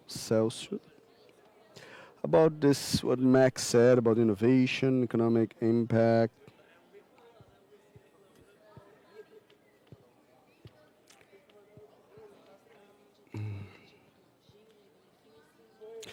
How is this about technology transfer?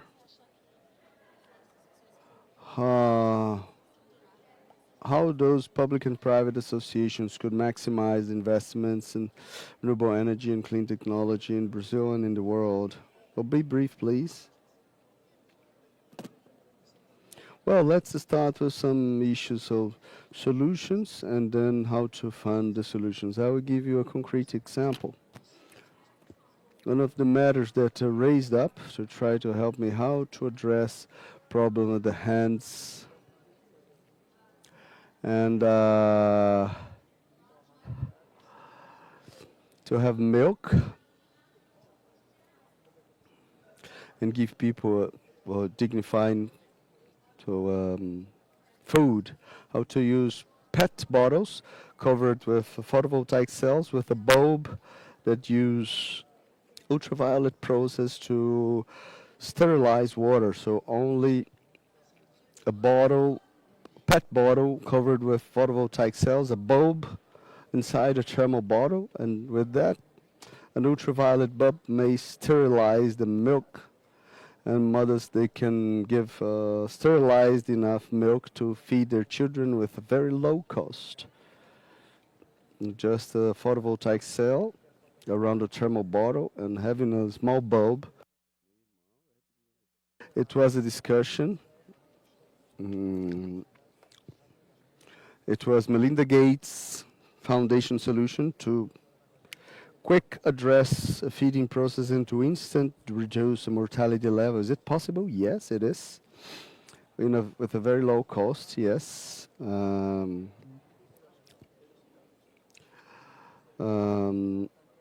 Benefit with the whole society and also the next generation. And the way to fund this with a micro funding like Mohammed Yunus model to do as a microcredit to address this kind of thing, not to depend on, for example, governments in a series of processes like those, and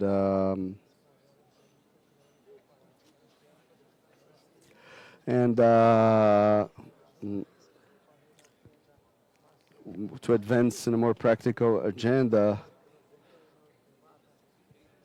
So a series of items, so would need to put together brilliant minds to find solutions like this, simple like this, with huge gains from my point of view.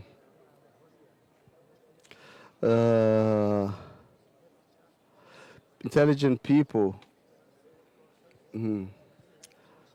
will have low costs and solutions simple like microcredit would help to fund this, and we could make this transition in a good way.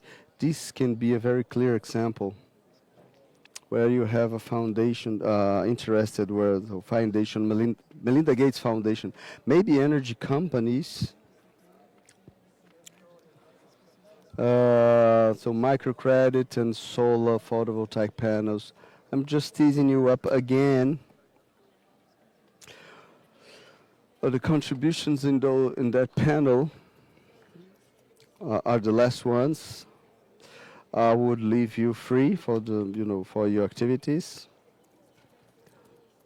Well, as a civil society or an organization like Francis Pope Foundation or Melinda Gates Foundation can contribute with solutions, and mainly to create a kind of a declaration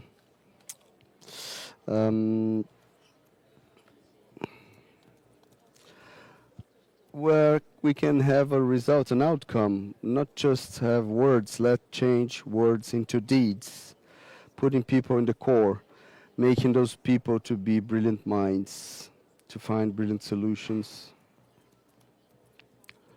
in a way that we can escalate ideas, to have the impact and with the strength of the youth through demonstrations and propositions with all that energy, bringing all that conviction. How can we make a difference? Thank you very much indeed.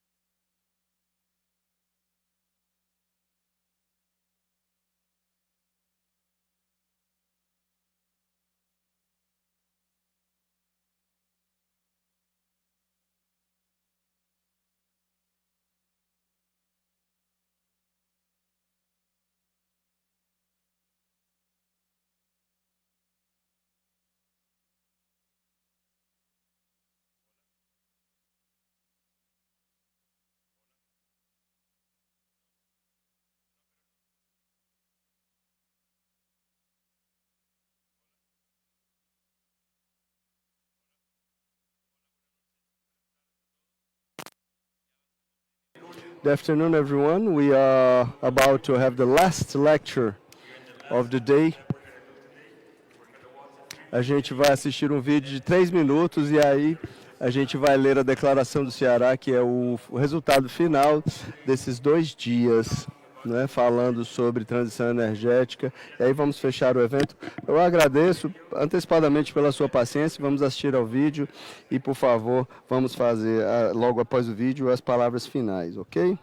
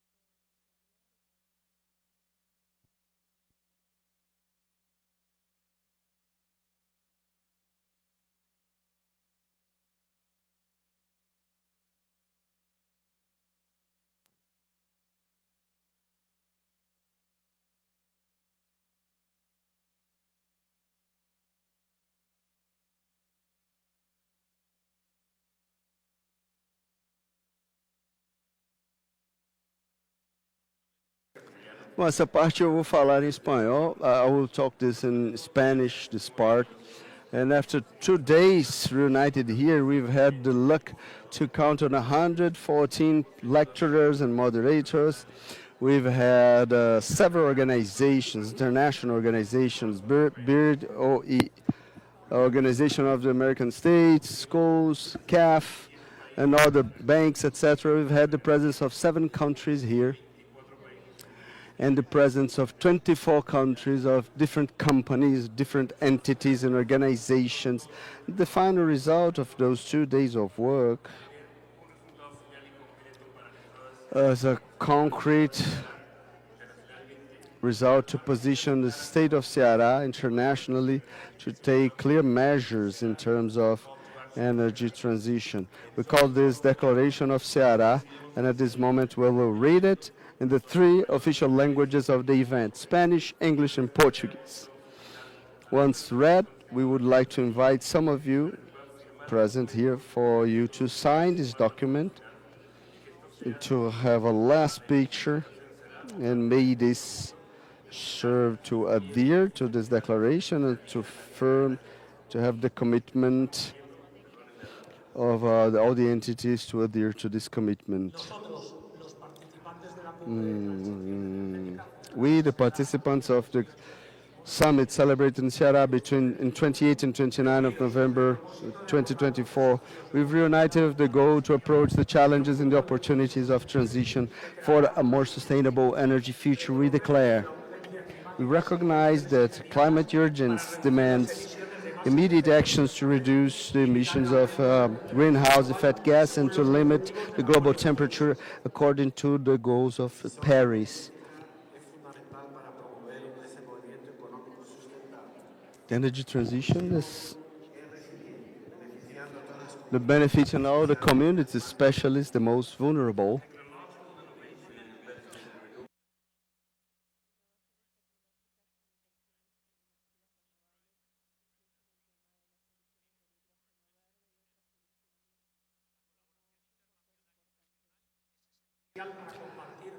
The international collaboration is essential to share knowledge, resources, and experiences to accelerate the adoption of sustainable solutions and allow to challenge the global difficulties. We foster development and energies like solar, wind power, hydroelectric, and biomass, exploring also the strategic potential of technologies, emerging technologies like green hydrogen.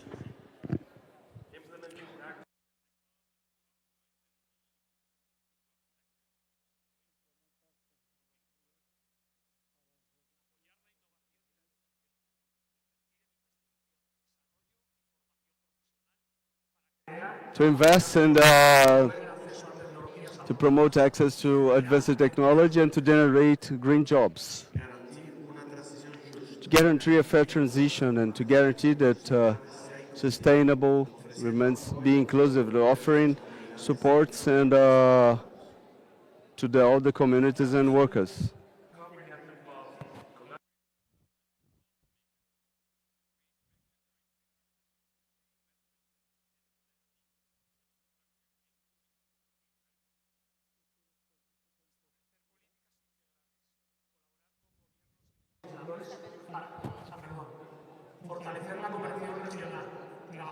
To strengthen to work with neighbor countries and international organizations to approach common challenges and to potentialize shared initiatives that will help transition energy.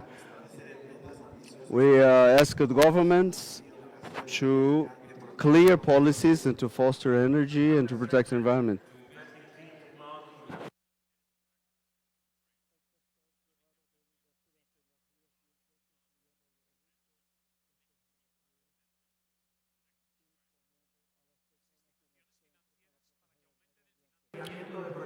Financial institutions to increase renewable energy projects and energy efficiencies with a new portfolio, diversified portfolio for innovative societies.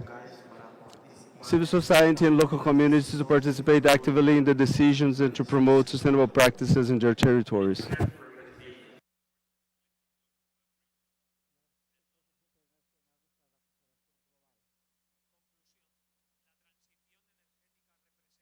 Conclusion, energy transition is a shared responsibility and a only unique opportunity to build a future that is more sustainable, fair, and resilient.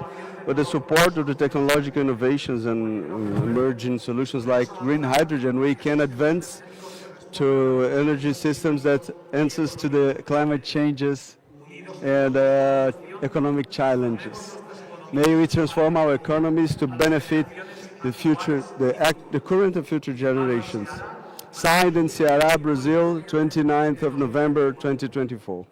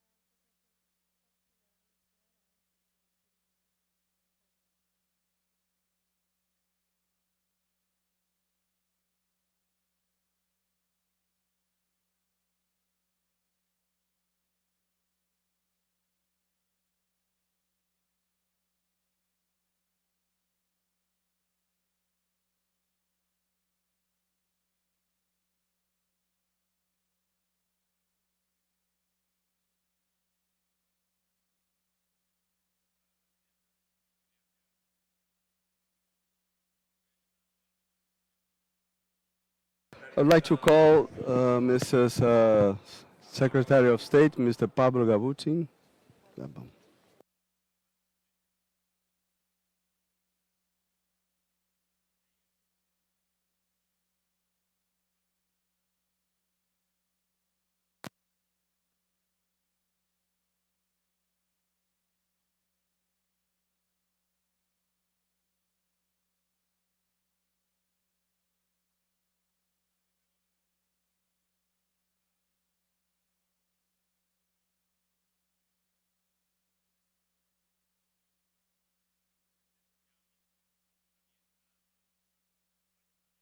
To everyone following us from the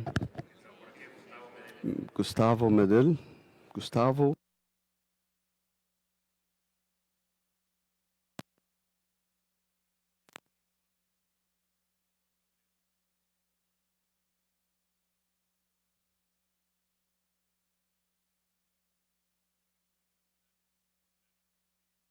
So I would like to let it clear. So all the international organisms, they've been supporting us and they've been very generous.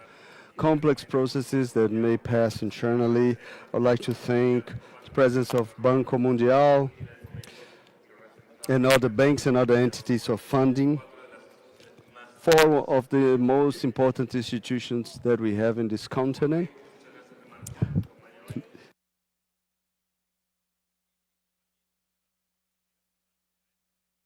I'd like to invite everyone to sign this. Many departed already, but we will be follow you up for you to sign this document.